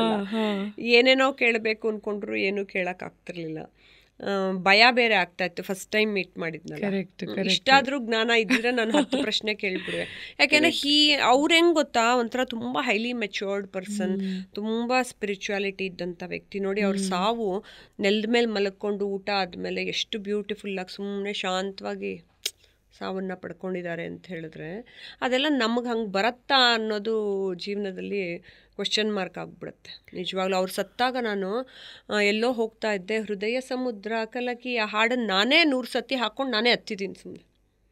ಅವ್ರದ್ದೇ ವಾಯ್ಸು, ಆ ವಾಯ್ಸನ್ನು ಜೀವಾಶ್ವವೇ ದೂರಾದೆಯ ಅದನ್ನು ಹಾಕ್ಕೊಂಡು ನಾನೇ ಸುಮ್ಮನೆ ಅಳ್ತಿದ್ದೀನಿ. ಯಾರೋ ನಮ್ಮ ಮನೆಯಲ್ಲಿ ನಂಗೆ ತುಂಬ ಬೇಕಾದವರು, ನಂಗೆ ಪ್ರಿಯವಾದವರು ಹೊರಟೋದ್ರು ಅನ್ನೋಷ್ಟು. ಅದು ಅವರು ಕನ್ನಡದ ಜನತೆಗೆ ಬಿಟ್ಟು ಹೋಗಿರೋಂಥ ಆಸ್ತಿ, ಪ್ರೀತಿ. ಕನೆಕ್ಷನ್. ಮತ್ತೊಬ್ರು ಲೆಜೆಂಡ್ ಜೊತೆ ನೀವು ವರ್ಕ್ ಮಾಡಿರೋದು ದ್ಯಾಟ್ ಇಸ್ AR ರೆಹಮಾನ್ ಅವರ ಶೋಸ್ಗಳು, ಫಂಡ್ ರೈಸಿಂಗ್ ಶೋಸ್ ಸಾಕಷ್ಟು ಮಾಡಿದ್ದೀರಾ. ಆ್ಯಂಡ್ ಇವರು ಕೂಡ ಬಹಳ ಬಹಳ ಸಿಂಪಲ್ ಅಂತ ನಾವು ಕೇಳಿದ್ದೀವಿ ಅಷ್ಟೇ, since we have not met him ಅಥವಾ seen him in person. Rahman sir ಹೆಂಗೆ ಗೊತ್ತಾ, ನಿಜವಾಗ್ಲೂ ನನಗೆ ತುಂಬ ಖುಷಿ ಕೊಟ್ಟಿದ್ದು ಅಂತ ಹೇಳಿದ್ರೆ, ನಾನು ಎಲ್ರಿಗೂ ಈಗಲೂ ಹೇಳ್ತಿರ್ತೀನಿ, ಪಾಪ ಅವ್ರು ಬೆಳೆಯೋಕ್ಕೆ ಮುಂಚೆ ಇಂದನೂ ಎಷ್ಟು ಕತೆ ಹೇಳ್ಕೊಂಬಂದ್ರು ನಂಗೆ ರೋಡ್ ಸೈಡಲ್ಲಿ. ಅವ್ರು ರೋಡಲ್ಲಿ ನಿಂತ್ಕೊಂಡು ಹಲ್ಲುಜ್ತಿದ್ರಂತೆ, ಮಾರ್ಕೆಟಲ್ಲಿ ಎಲ್ಲೆಲ್ಲೋ ಓಡಾಡ್ತಿದ್ರಂತೆ, ಅವ್ರಿಗೆ ಮನೆ ಇರಲಿಲ್ಲ, ಯಾವ ಫೆಸಿಲಿಟೀಸು ಇರಲಿಲ್ವಂತೆ. ಮತ್ತು ಅಷ್ಟೆಲ್ಲ ಇದ್ರೂ ಅವರು ಕಾರಲ್ಲಿ ಕೂತ್ಕೊಂಡು ಡಿಸ್ಕಷನ್ ಮಾಡ್ತಿದ್ದು ಅಷ್ಟೇ. ನಾವು ಏರ್ಪೋರ್ಟಿಂದನೋ ಇಲ್ಲಿಂದನೋ ಹೋಗ್ಬೇಕಾದ್ರೆ ಭಗವದ್ಗೀತೆ ಬಗ್ಗೆ. ಆಮೇಲೆ ನಾವು ಅವ್ರಿಗೆ ಕುರಾನ್ ಗಿಫ್ಟ್ ಕೊಟ್ರು, ಹೀ ಸ್ಟಾರ್ಟೆಡ್ ಟಾಕಿಂಗ್ ಅಬೌಟ್ ಭಗವದ್ಗೀತೆಯಲ್ಲಿ ಹಿಂಗೆ. ನಾವು ಆಮೇಲೆ ಹೇಳಿದ್ವಿ, ಇಲ್ಲ ಭಗವದ್ಗೀತೆ ಅದೊಂದು ಫಿಲಮ್ ಮಾಡಬೇಕು ಅಂತ. ನನ್ನ ಗಾಡ್ ಫಾದರು ರವಿ ರಾಜಗೋಪಾಲ್ ಅವ್ರು ಹೇಳಿದ್ವಿ, ಭಗವದ್ಗೀತೆ ಅದು ಫಿಲಮ್ಮೇ ಮಾಡಬೇಕು ಅಂತಿದ್ದೀವಿ, ನಮ್ಗೆ ಆಸೆ ಅಂತ. ಅವಾಗಲೂ ಅವ್ರು ಹೇಳಿದ್ರು, ನಾನು ಅದಕ್ಕೆ ಮ್ಯೂಸಿಕ್ ಮಾಡ್ಕೊಡ್ತೀನಿ ಅಂತ. ಆಮೇಲೆ ಎಷ್ಟು ಚೆನ್ನಾಗಿ ಅರ್ಥ ಮಾಡ್ಕೊಂಡಿದ್ದಾರೆ ಅಂದರೆ ನೋಡಿ, ಅದನ್ನೇ ಹೇಳೋದು, ಆಧ್ಯಾತ್ಮನ ಅರ್ಥ ಮಾಡ್ಕೊಂಡಂಥ ಮನುಷ್ಯಂಗೆ ಏನೋ ಒಂದು ಎಕ್ಸ್ಟ್ರಾಡಿನರಿ ಟ್ಯಾಲೆಂಟು ತಾನೇ ಈಚೆ ಬರ್ತಾ ಹೋಗುತ್ತೆ. ಅವ್ರು ಕೊಟ್ಟಿರೋಂಥ ಮ್ಯೂಸಿಕ್ಗಳು ಕಾಂಟ್ರಿಬ್ಯೂಟ್ ಮಾಡಿರೋದು ಬೇರೆ ಇನ್ನೊಂದು ವ್ಯಕ್ತಿ ಕಾಪಿ ಮಾಡ್ತೀನಿ ಅಂದ್ರೂ ಬರಲ್ಲ ಅದು. ಆಮೇಲೆ ಅವರ ಹಂಬಲ್ನೆಸ್ಸು, ಅವ್ರ ಜೀವನದಲ್ಲಿ ಬೆಳ್ಕೊಂಡು ಬಂದಂಥ ದಾರಿ, ಅವ್ರು ಅಷ್ಟೇ ಹಂಬಲ್ ವ್ಯಕ್ತಿ, ಒಂದು ಕಿಂಚಿತ್ ಇದು ಮಾಡಲ್ಲ. ಆಮೇಲೆ ಬೆಂಗಳೂರಿಗೆ ಬಂದು ಇಳಿದ ತಕ್ಷಣ ದರ್ಗಾಗೆ ಹೋಗಬೇಕು ಅಂತಂದರು. ಅಲ್ಲಿ ಕರ್ಕೊಂಡು ಹೋದ್ವಿ, ಮಾರ್ಕೆಟ್ ದರ್ಗಾಕ್ಕೆ ಕರ್ಕೊಂಡು ಹೋದ್ರೆ ಅದನ್ನು ಗ್ರೀನ್ ಇದೆಲ್ಲ ಹೊದಿಸ್ಬಿಟ್ರೆ ಇಲ್ಲಿ ಹೋಗ್ತಾ ರೆಮ್ಮನಾಯ ಅಂತಂದ್ಬಿಟ್ಟು ಇವರೆಲ್ಲ ಅಂಗಡಿಯವರು ಅವರೆಲ್ಲ, ಅವ್ರಿಗೆಲ್ಲ ನಾವೇನು ಹೇಳ್ಬಿಟ್ಟು ಕರ್ಕೊಂಡು ಹೋಗ್ಲಿಲ್ಲ, ಸುಮ್ಮನೆ ಹೋಗ್ಬಿಡೋಣ, ಹೇಳೋದು ಬೇಡ ಸೆಕ್ಯೂರಿಟಿಗೆ ಅಂತೆಲ್ಲ. ಹಂಗೆ ಕರ್ಕೊಂಡು ಹೋದಾಗ ಜನಗಳಿಗೆಲ್ಲ ಆಶ್ಚರ್ಯ ಆಗೋಯ್ತು, ಯಾರು ರೆಹಮಾನ್ ಬಂದ್ಬಿಟ್ಟಿದ್ದಾರೆ ಅಂತ. ಅವ್ರು ಬೆಂಗಳೂರಲ್ಲಿದ್ದಾಗ ಅದೇ ದರ್ಗಾಗೆ ಹೋಗ್ತಿದ್ರಂತೆ. ಅವಾಗ ಅವರು ಸೂಫಿ, ಸುನ್ನಿ ಮತ್ತು ಇನ್ನೊಂದು ಅವರಲ್ಲಿ ಏನೇನೇನೋ ಇದೆಯಲ್ಲ, ಅವ್ರ ಫಿಲಾಸಫಿ ಎಲ್ಲ ಬ್ಯೂಟಿಫುಲ್ಲಾಗಿ ಹೇಳಿದ್ರು. ಏನಕ್ಕೆ ಅಲ್ಲಾ ರಖಾ ರೆಹಮಾನ್ ಅಂತ ನೇಮ್ ಬಂತು, ಅವ್ರ ಅಮ್ಮನ ಕನ್ಸಲ್ಲಿ ಬಂದಿತ್ತು, ಅದೆಲ್ಲ ಹೀ ಟೋಲ್ಡ್ ಅಸ್ ತುಂಬ ಚೆನ್ನಾಗಿ. ಇಟ್ ವಾಸ್ ಅ ಗ್ರೇಟ್ ಇದು ಟೈಮ್ ಅವ್ರ ಜೊತೆ ನಾವು ಇಂಟ್ರ್ಯಾಕ್ಷನ್ ಮಾಡಿದ್ದು. ನಾನು ರೆಹಮಾನ್ ಶೋ ಒಂದು ಫ್ಯೂ ಕಂಟ್ರೀಸಲ್ಲಿ ಮಾಡಿದೆ. ಇಲ್ಲಿ ಬೆಂಗಳೂರಲ್ಲಿ ಒಂದು ಏಷ್ಯಾಲೇ ಇದ್ದಿದ್ದರಿಂದ ತುಂಬ ಜನ ಸಿಂಗಾಪುರಿಂದ ಬೇರೆ ಊರಿಂದೆಲ್ಲ ಟ್ರಾವೆಲ್ ಮಾಡ್ಕೊಂಬಂದು ಆ ಶೋ ಕೂತಿದ್ರು. ಬಿಕಾಸ್ 3D ಲೈವ್ ಶೋ ಮಾಡಿದ್ದೆ ನಾನು, 3D ಕನ್ನಡಕಗಳನ್ನ ಕೊಟ್ಬಿಟ್ಟು. ನಂದು ನಮ್ಮ ಮನೆ ಅಂತ HIV ಮಕ್ಕಳದು, ಇನ್ಫೆಕ್ಟೆಡ್ ಮಕ್ಕಳಿಗೆ ಟ್ರಸ್ಟ್ ಮಾಡಿದ್ನಲ್ಲ, ಅದಕ್ಕೆ ಫಂಡ್ ರೈಸ್ ಮಾಡಬೇಕು ಅಂತ ಮಾಡಿದ್ದು ಇವೆಂಟ್. ಇನ್ಫ್ಯಾಕ್ಟ್ ಈ ಥರದ ಇವೆಂಟಲ್ಲೇ ನೀವು ಒಂದು HIV ಇನ್ಫೆಕ್ಟೆಡ್ ಮಗುವನ್ನು ಭೇಟಿ ಮಾಡಿ ಅಲ್ಲಿಂದ ಇಂಟ್ರೆಸ್ಟ್ ಹೆಚ್ಚಾಗಿ ಏನಾದರೂ ಮಾಡಬೇಕು ಅಂತ ಹೇಳಿ, ಒಂದು ಕಡೆ ನಮ್ಮ ಮನೆ, ಮತ್ತೊಂದು ಕಡೆ ಮುಖಪುಟ, ತುಂಬ ತುಂಬ ಒಳ್ಳೆ ರಿವ್ಯೂಸ್ಗಳು ಬಂದಿದ್ದು, ಸಾಕಷ್ಟು ಅವಾರ್ಡ್ಸ್ಗಳು ಇನ್ಕ್ಲೂಡಿಂಗ್ ಸ್ಟೇಟ್ ಅವಾರ್ಡ್ ಬಂದಿದ್ದು. ನೋಡಿ, ಈ ಥರದ ಸಬ್ಜೆಕ್ಟ್ಸ್ ಬಹಳ ಬಹಳ ಸೆನ್ಸಿಟಿವ್ ಅವರೇ, ಅಂದರೆ ಅನುಭವಿಸಿದವ್ರಿಗೆ ಮಾತ್ರನೇ ಗೊತ್ತಿರುತ್ತದು ಅನ್ನೋದಕ್ಕೆ. ನಾವು ಕೇಳ್ತೀವಿ ಅಂದರೆ ಹೇಗೆಲ್ಲ HIV ಬರಬಹುದು ಅಂತ. ಒಂದು ಅನೈತಿಕ ಸಂಬಂಧದಿಂದ, ಹ್ಯಾವಿಂಗ್ ಮಲ್ಟಿಪಲ್ ಪಾರ್ಟ್ನರ್ಸ್ ಆ್ಯಂಡ್ ಆ ಪಾರ್ಟ್ನರ್ಗಿದ್ದರೆ ಬರುತ್ತೆ ಅನ್ನೋದು, ಮತ್ತು ನೀಡಲ್ ಪ್ರಿಕ್ಕಿಂದ ಸ್ಪ್ರೆಡ್ ಆಗುತ್ತೆ ಅನ್ನೋದು. Because doctors are also prone to it, 0.1% or something. ನನಗೊಂದ್ಸಲ ಏನಾಯಿತು ಗೊತ್ತಾ, ಒಂದ್ಸಲ ಹೀಗೆ ಯಾವುದು B12 ಡೆಫಿಷಿಯನ್ಸಿ ಏನೋ ಇತ್ತು ಅಂತ ಅದ್ರ ಇಂಜೆಕ್ಷನ್ ತೊಗೋಬೇಕಿತ್ತು. ಸರಿ, ನಾನೇ ಸಿರಿಂಜ್ ತೊಗೊಂಡೆ, ನಾನೇ ಆ B12 ಇದನ್ನು ತೊಗೊಂಡು ಇಂಜೆಕ್ಷನ್ ಮೆಡಿಕಲ್ ಸ್ಟೋರಲ್ಲಿ ತೊಗೊಂಡು ಹೀಗೆ ನಮ್ಮ ಮನೆ ಹತ್ತಿರದ ಒಂದು ಹಾಸ್ಪಿಟ್ಲಿಗೆ ಹೋದೆ. ಸರಿ, ಅವಳು ನನ್ನ ಮುಂದೆನೇ ಓಪನ್ ಮಾಡಿದ್ಲು ಸಿರಿಂಜು. ಅಷ್ಟರಲ್ಲಿ ಡಾಕ್ಟ್ರೇನೋ ಕರೆದ್ರು ಅಂತ ಹೋದರು ಸಿಸ್ಟರು. ಹೋಗಿ ಮತ್ತು ವಾಪಸ್ ಬರೋ ಅಷ್ಟರಲ್ಲಿ ಇಂಜೆಕ್ಷನ್ ಅದರೊಳಗಿತ್ತು. ನಾನು ಕೊಡಿಸ್ಕೊಂಡು ಬಂದುಬಿಟ್ಟೆ. ಕೊಡಿಸ್ಕೊಂಡು ಬಂದಮೇಲೆ ಸಖತ್ತು ಭಯ ಆಗೋಯ್ತು. ಅವಳು ನನ್ನ ಮುಂದೆನೇ ಹಾಕಲಿಲ್ಲ ಅಲ್ವಾ. ಅಂದರೆ ಈ ಕೆಲವು ಸೇಡಿಸ್ಟಿಕ್ ಪರ್ಸನ್ ಏನಾದರೂ ಹಂಗೆ ಮಾಡಿಬಿಟ್ರೇನೋ ಭಯ ಇರುತ್ತಲ್ಲ. ಹೆದರ್ಕೊಂಡು ಒದ್ದಾಡೋಗ್ಬಿಟ್ಟಿದ್ದೀನಿ ಆಯಿತಾ. ಆಮೇಲೆ ನಾನು ಇದನ್ನು ನನ್ನ ಹಸ್ಬೆಂಡ್ಗೆ ಹೇಳಿದೆ, ಹಾಗೆಲ್ಲ ಇರಲ್ಲ, ಅವ್ರು ತುಂಬ ರೆಪ್ಯೂಟೆಡ್ ಇದು ಅಂತ. ನಾನು ಎಷ್ಟೇ ರೆಪ್ಯೂಟೆಡ್ ಆದರೂ ಸಿಸ್ಟರ್ನ ನಾನು ಹೆಂಗೆ ನಂಬೋದು, ಅವ್ರು ಯಾರು ಅಂತಲೇ ಗೊತ್ತಿಲ್ವಲ್ಲ ನನಗೆ. ನಾನು ಹಂಗೆ ಮಾಡಬಾರ್ದಿತ್ತು, ಏನಾಗಿತ್ತು ನನ್ನ ಬುದ್ಧಿಗೆ, ನನ್ನ ಕಣ್ಮುಂದೆನೇ ಹಾಕಿ ಅಂತ ಹೇಳಬೇಕಿತ್ತು. ಸರಿ ಆಯ್ತು, ಯಾಕೆ ತಲೆ ಕೆಡಿಸ್ಕೊತಿ. ಆಮೇಲೆ ನಮ್ಮ ಡಾಕ್ಟರ್ ಹತ್ರ ಹೇಳಿದೆ, ಹಾಗೆಲ್ಲ ಏನಿರಲ್ಲ, ಸುಮ್ಮನಿರೆ. ಫಸ್ಟ್ ಆಫ್ ಆಲ್ ನೀಡಲ್ ಪ್ರಿಕ್ಕಿಂದ ಬರೋದು ಅದು ಎಷ್ಟೋ ಸಾವಿರಕ್ಕೊಂದು ಅಂತೆಲ್ಲ. ಆದರೂ ನನ್ನ ಮನಸ್ಸು ತಡೆದಿಲ್ಲ. ಏನಾದರೂ 3 ಮಂತ್ಸ್ ವೆಯ್ಟ್ ಮಾಡಲೇಬೇಕು ಮತ್ತೆ ನೀವು ಟೆಸ್ಟ್ ಮಾಡಿಸ್ಕೊಳ್ಳೋದಕ್ಕೆ. 3 ಮಂತ್ಸ್ಗೊಂದ್ಸಲ, 6 ಮಂತ್ಸ್ಗೊಂದ್ಸಲ, 9 ಮಂತ್ಸ್, 1 ಇಯರ್ವರೆಗೂ ಮಾಡಿಸ್ಕೊಂಡಿದ್ದೀನಿ ಟೆಸ್ಟು. ನೆಗೆಟಿವ್. ಆಮೇಲೆ ಹಬ್ಬ ದೇವ್ರೆ, ಸುಮ್ಮನೆ ಅನುಮಾನ ಪಟ್ಟಿರಬಹುದು. ಬಟ್ ನನ್ನ ಮನಸ್ಸೊಳಗೆ ಏನು ಆಯ್ತಲ್ಲ ಆ 1 ವರ್ಷದ ಕಾಲ, I can not even explain. ಅಂದರೆ ಎಂಥ ಅನ್ಫಾರ್ಚುನೇಟ್ ಸಿಚುವೇಶನ್. ಬಿಕಾಸ್ ನಮಗೆ ನಮ್ಮ ಡಾಕ್ಟರೇ ಹೇಳ್ತಾ ಇದ್ರು, ಅವ್ರಿಗೆ ಗೊತ್ತಿರೋ ಒಬ್ಬರು ಡಾಕ್ಟರ್ಗೆ ಬಂದ್ಬಿಡ್ತು. ಅಂದರೆ ಟ್ರೀಟ್ ಮಾಡ್ತಾ ನೀವೇನೋ ತಪ್ಪು ಮಾಡದೆ ಬಂದ್ರು ಸಮಾಜ ನಿಮ್ಮನ್ನು ನೋಡೋದಿದೆಯಲ್ಲ, ಅವಳೇನೋ ಹಂಗೆ ಮಾಡಿದ್ಲೇನೋ ಅದಕ್ಕೆ ಬಂತು. ಅಂತಾನೆ ನಿಮ್ಮ ಹತ್ರ ಮಾತಾಡ್ತಾರೆ. ತುಂಬ ಜನ ಸಮಾಜಕ್ಕೆ ಹೆದರ್ಕೊಂಡೆ ಆತ್ಮಹತ್ಯೆ ಮಾಡ್ಕೊಂಡಿರೋದು. ಲಕ್ಕಿಲಿ ಇವಾಗೆಲ್ಲ ಕಮ್ಮಿ ಆಗಿಬಿಡಿದೆ. ಯಾಕೆಂದರೆ ಅದಕ್ಕೆ ಮೆಡಿಸನ್ ಕಂಡು ಹಿಡಿದ್ರು. ಸಿಟೀಲಿ ಹುಟ್ಟೋಂಥ ಮಕ್ಕಳಿಗೆ ತಂದೆ ತಾಯಂದ್ರಿಗೆ ಮೊದಲೇ ಟೆಸ್ಟ್ ಮಾಡ್ತಾರೆ. ಮೊದಲು ಪಾಪ ಇರ್ತಿಲ್ಲ. ಇವಾಗ ಎಲ್ಲೋ ರಿಮೋಟ್ ವಿಲೇಜಲ್ಲಿ ಯಾರು ಪ್ರೆಗ್ನೆನ್ಸಿ ಟೈಮಲ್ಲಿ ಟೆಸ್ಟ್ ಮಾಡಿಸ್ಕೊಂಡ್ರಲ್ವೋ ಗೊತ್ತಿರಲ್ಲ, ಅಂಥವ್ರಿಗೆ ಇವಾಗಲೂ ಇದೆ. ಆದರೆ ಬಟ್ ಫುಲ್ಲು ಡ್ರಾಸ್ಟಿಕಲಿ ಪರ್ಸೆಂಟೇಜ್ ಕಮ್ಮಿ ಆಗಿದೆ. ಬಟ್ ಪಾಪ ಇನ್ ಬಿಟ್ವೀನ್ ಬಂದಿರೋ ಮಕ್ಕಳು ಸಫರ್ ಮಾಡ್ತಿದಾರಲ್ಲ, ಅವ್ರುಗಳಿಗೆ ಹೋಗಲ್ಲ. ಇವಾಗ ಅಟ್ಲೀಸ್ಟ್ ಹುಟ್ಟೋ ಮಕ್ಕಳಿಗೆ ಬಂದ್ಬಿಡಿದೆ ಮೆಡಿಸನ್. ನೀವು ಹೇಳಿದ ತುಂಬ ನಿಜ. ಆ ಥರ ನನಗೂ ತುಂಬ ಸತಿ ಅನುಭವಗಳಾಗಿದೆ. ನಾನು ಆ ಮಕ್ಕಳ ಜೊತೆ ಸ್ಟೇಜ್ ಮೇಲೆ ಕರ್ಕೊಂಬರ್ತಿದ್ದೆ, ಪ್ರೋಗ್ರಾಮ್ಸ್ ಎಲ್ಲ ಮಾಡಿಸ್ತಿದ್ದೆ. ಮುಖಪುಟ ಮಾಡೋವಾಗ ಸಾನ್ಯಾನು ಆ ಮಕ್ಕಳನ್ನು ಜೊತೆಲೇ ಮಲಗಿಸ್ತಾ ಇದ್ದೆ ಒಂದೇ ರೂಮಲ್ಲಿ. ಅವಳು ಸಾನ್ಯ ಕೇಳವಳು, ಯಾಕೂಪ ನಾವು ಮಾತ್ರ ಹಾಸಿಗೆ ಮೇಲೆ ಮಲ್ಕೋಬೇಕು, ಅವ್ರು ಮಲ್ಕೋಬಾರ್ದು, ಅವ್ರನ್ನೂ ಮಲಗಿಸ್ಕೋತೀನಿ ಅಂತ. ಅವಳು ಒಂದೇ ಥರ ಎಲ್ಲರನ್ನೂ ಪ್ರೀತಿಯಿಂದ ನೋಡ್ಕೊಂಡು ಆ ಥರ ಎಲ್ಲ ಈವನ್ ಆ್ಯಕ್ಟ್ ಮಾಡಬೇಕಾದ್ರೆ ಎಲ್ಲ ನಮ್ಮನೇಲಿ ಹೆದರ್ಕೊಳ್ಳೋರು. ನೀ ಹತ್ರಕ್ಕೆ ಹೋಗ್ಬೇಡ, ಸ್ಟೇಜ್ ಹಿಂದೆ ಏನೋ ಒಂದು ಹಿಂಗೆ ಜೋರಾಗಿ ಎಳೆದ್ಬಿಟ್ಟಾಗ ಹಿಂಗಾಗ್ಬಿಡುತ್ತೆ, ಹಿಂಗಾಗತ್ತೆ ಹಂಗಾಗತ್ತೆ, ನೀ ಹಂಗೆ ಮುಟ್ಟಿಸ್ಕೊಂಬರ್ತೀಯ ಮನೆಗೆ ಅಂತೆಲ್ಲ ಎಲ್ಲರ ಮಂದಲೂ ಈ ಪ್ರಶ್ನೆಗಳು ಬಂದೇ ಬರುತ್ತೆ. ಬಟ್ ನಾನು ಏನಾಗಲ್ಲ ಅಂತ ಅನ್ನೋದು ಏನೋ ದೇವ್ರು ನನಗೆ ಕೊಟ್ಟಿದ್ದ ಧೈರ್ಯ. ನಿಮಗಾದಂಗೆ ಒಂದ್ಸತಿ ಏನಾಗಿತ್ತು, ಒಂದ್ಸತಿ ಒಂದು ಮಗುಗೆ ಆ ಥರ ರಕ್ತ ಬಂದ್ಬಿಟ್ಟು ಸ್ಟೇಜ್ ಹಿಂದೆ ನನಗೂ ಈ ರೀತಿ ಇದಾಗಿದ್ದು ಪ್ರಾರಂಭ ಆಯಿತು. ನಾನು ಓಡಾಡ್ಬಿಟ್ನಲ್ಲ, ನನಗೆ ಎಲ್ಲಿ ಬಂತೋ ಎಲ್ಲಿ ಅಂಟ್ಕೋತೋ ಅಂತ ಅಂದ್ಬಿಟ್ಟು ಆವಾಗ ನಾನು ಡಾಕ್ಟ್ರ್ ಹತ್ರ ಹೋಗ್ಬಿಟ್ಟು ಇದೇ ರೀತಿ ತುಂಬ ಟೆನ್ಷನಿಂದ ಟೆಸ್ಟ್ ಮಾಡಿಸ್ಕೊಂಡೆ. ಅವ್ರಿಲ್ಲ, ನಾನು ನಿನ್ಗೆ ಇದಿಲ್ಲ, ಯಾಕಷ್ಟು ನಿಂಗೆ ಭಯ ಆದರೆ ಕಲ್ಚರ್ ಟೆಸ್ಟೇ ಮಾಡ್ತೀನಿ ಅಂತ ಅದೇನೋ ಮಾಡಿದ್ರು. ಇಲ್ಲಿಂದ ಬಾಂಬೆ ಕಳಿಸಿ ಅದನ್ನ ಮಾಡಿ ಅದ್ರ ರಿಸಲ್ಟು ತರಿಸಿದ್ರು. ನಿಂಗೆ ಬಂದಿರಲ್ಲ ಬಿಡು ಏನೇ ಅವ್ರು ಸಮಾಧಾನ ಪಡಿಸಿದ್ರು.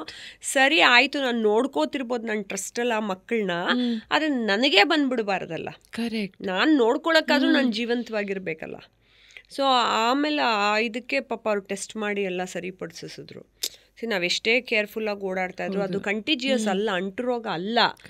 ಆದ್ರೂ ನಾವು ಕಾಶಿಯಸ್ ಆಗಿರಬೇಕು, ಪ್ರಿಕಾಷನ್ ತಗೊಂಡೇ ನೋಡ್ಕೋಬೇಕು ಈ ಥರ ಅಂತ ಅನ್ನೋದು ನಿಮ್ಗಾದಂಗೆ ಮನಸ್ಥಿತಿ. ನಾನು ದೇವ್ರನ್ನೆಲ್ಲ ಹರಿಸ್ಕೊಂಡಿದ್ದೆ. ನಾನು ಹರಕೆ ಚಾಮುಂಡೇಶ್ವರಿಗೆ. ಹೌದು, ನಾ ತಿರುಪತಿಗೆ ಹರಕೆ ಮಾಡಿಕೊಂಡು ಇದೆಲ್ಲ ಮುಗಿದ್ಮೇಲೆ ತಿರುಪತಿಗೆ ಹೋಗಿ ನಾನು ಅನ್ಕೊಂಡಿದ್ದು ಕಾಣಿಕೆ ಹಾಕಿ ಏನೇ ಇದ್ರು ಆ ಸ್ಟಿಗ್ಮಾ ಅನ್ನೋದು ಇಟ್ ಈಸ್ ಸೋ ಟ್ರೂ ಅಲ್ವಾ. ನಾವು ಏನೇ ಮಾತಾಡಿದ್ರು ಅದು ಅನುಭವಿಸ್ಬೇಕಾಗಿ ಬಂದಾಗ ನಾವು ಆ ನೋವನ್ನ ದಟ್ ಇಸ್ ಸಮಥಿಂಗ್ ಎಲ್ಸ್. ಹೌದು. ಆ್ಯಂಡ್ ಸುಮಾರು ಇದನ್ನು ಕೇಳ್ತಾ ಇರ್ತೀವಿ. ಅಂದರೆ ಎಲ್ಲೋ ಯಾವುದೋ ಹಳ್ಳಿಲೋ ಏನೋ ಫ್ರೀಯಾಗಿ ಡಾಕ್ಟ್ರು ನೋಡ್ತಾ ಇದ್ರು, 5 ರೂಪಾಯಿಗೆ ನೋಡ್ತಿದ್ರು, ಅವ್ರು ಒಂದೇ ಸಿರಿಂಜ್ನ ಎಲ್ಲರಿಗೂ ಬಳಸ್ಬಿಟ್ರಂತೆ, ಇಷ್ಟು ಜನಕ್ಕೆ HIV ಬಂದ್ಬಿಡ್ತಂತೆ. ಮತ್ತೆ ರೀಸೆಂಟಾಗಿ ಒಂದು ವಿಡಿಯೋ ಕೂಡ ವೈರಲ್ ಆಗಿತ್ತು ಈ ಥರದ್ದು. ನನಗೂ ಭಯ ಹಂಗೆ ಆಯ್ತು. ಮನೇಲಿ ಬ್ಲಡ್ ಟೆಸ್ಟ್ ಕೊಡ್ತೀವಲ್ಲ, ಅವ್ರು ನನ್ನ ಮುಂದೆ ತೆಗಿಲಿಲ್ಲ ಅಂದಾಗ ನನಗಿದೇ ಕೋಪ ಬಂದು ತುಂಬ ಜಗಳ ಆಡ್ತೀನಿ ನಾನು. ನಮ್ಮ ಕಣ್ಣು ಮುಂದೆ ಹರಿದು ತೋರಿಸ್ಬೇಕು ನೀವು. ಕರೆಕ್ಟ್ ಹಾಕಿದ್ದೀನಿ ಮೇಡಮ್ ನೋಡಿ ಇಷ್ಟಿದೆ ಅಂದ್ಬಿಟ್ಟು ಯಾವುದೋ ಹಳೇದು ತೋರಿಸ್ತಾನೆ ಅಲ್ಲಿ ಬಿದ್ದಿರೋದನ್ನ. ಅವ್ರ ಪಕ್ಕದ ಮನೆಗೆ ನೀವು ತೆಗೆದಾಗ್ಲೂ ಮಾಡಿರ್ಬೋದು. ನಮ್ಮ ಕಣ್ಮುಂದೆ ಯಾಕೆ ತೋರಿಸಲ್ಲ ನೀವು ಅನ್ನೋದೇ ನಾನೇ ಇದೆ ಪ್ರಶ್ನೆ ಮಾಡ್ತೀನಿ. ಅದು ತೋರಿಸ್ಬೇಕು ಎಲ್ರಿಗೂ, ತೋರಿಸ್ಬಿಟ್ಟೆ ಮಾಡ್ಕೊ. ಆ್ಯಂಡ್ ನಾವು ನಮಗೆ ಅವತ್ತು ಬ್ಯಾಡ್ ಡೇನೋ ಏನೋ ಯಾವತ್ತೂ ನಾನು ಹಂಗೆ ಮಾಡಲ್ಲ. ನಾನು ಮುಂದೆನೇ ಓಪನ್ ಮಾಡಬೇಕು, ಸಿರಿಂಜು ಮುಂದೆನೇ ತೊಗೋಬೇಕು, ಎಲ್ಲ ಓಕೆ. ಅವತ್ತು 1 ಸೆಕೆಂಡ್ ಮಿಸ್ ಆಯಿತು ನೋಡಿ, 1 ವರ್ಷ ಒದ್ದಾಡಿ. ಸೊ ಈ ಸಿನಿಮಾದ ಶೂಟಿಂಗ್ ಟೈಮಲ್ಲಿ ಸಾಕಷ್ಟು HIV ಇನ್ಫೆಕ್ಟೆಡ್ ಪೀಪಲ್ನ ನೀವು ಮೀಟ್ ಮಾಡಿರ್ತೀರಾ, ಮಕ್ಕಳನ್ನ ಮೀಟ್ ಮಾಡಿರ್ತೀರಾ.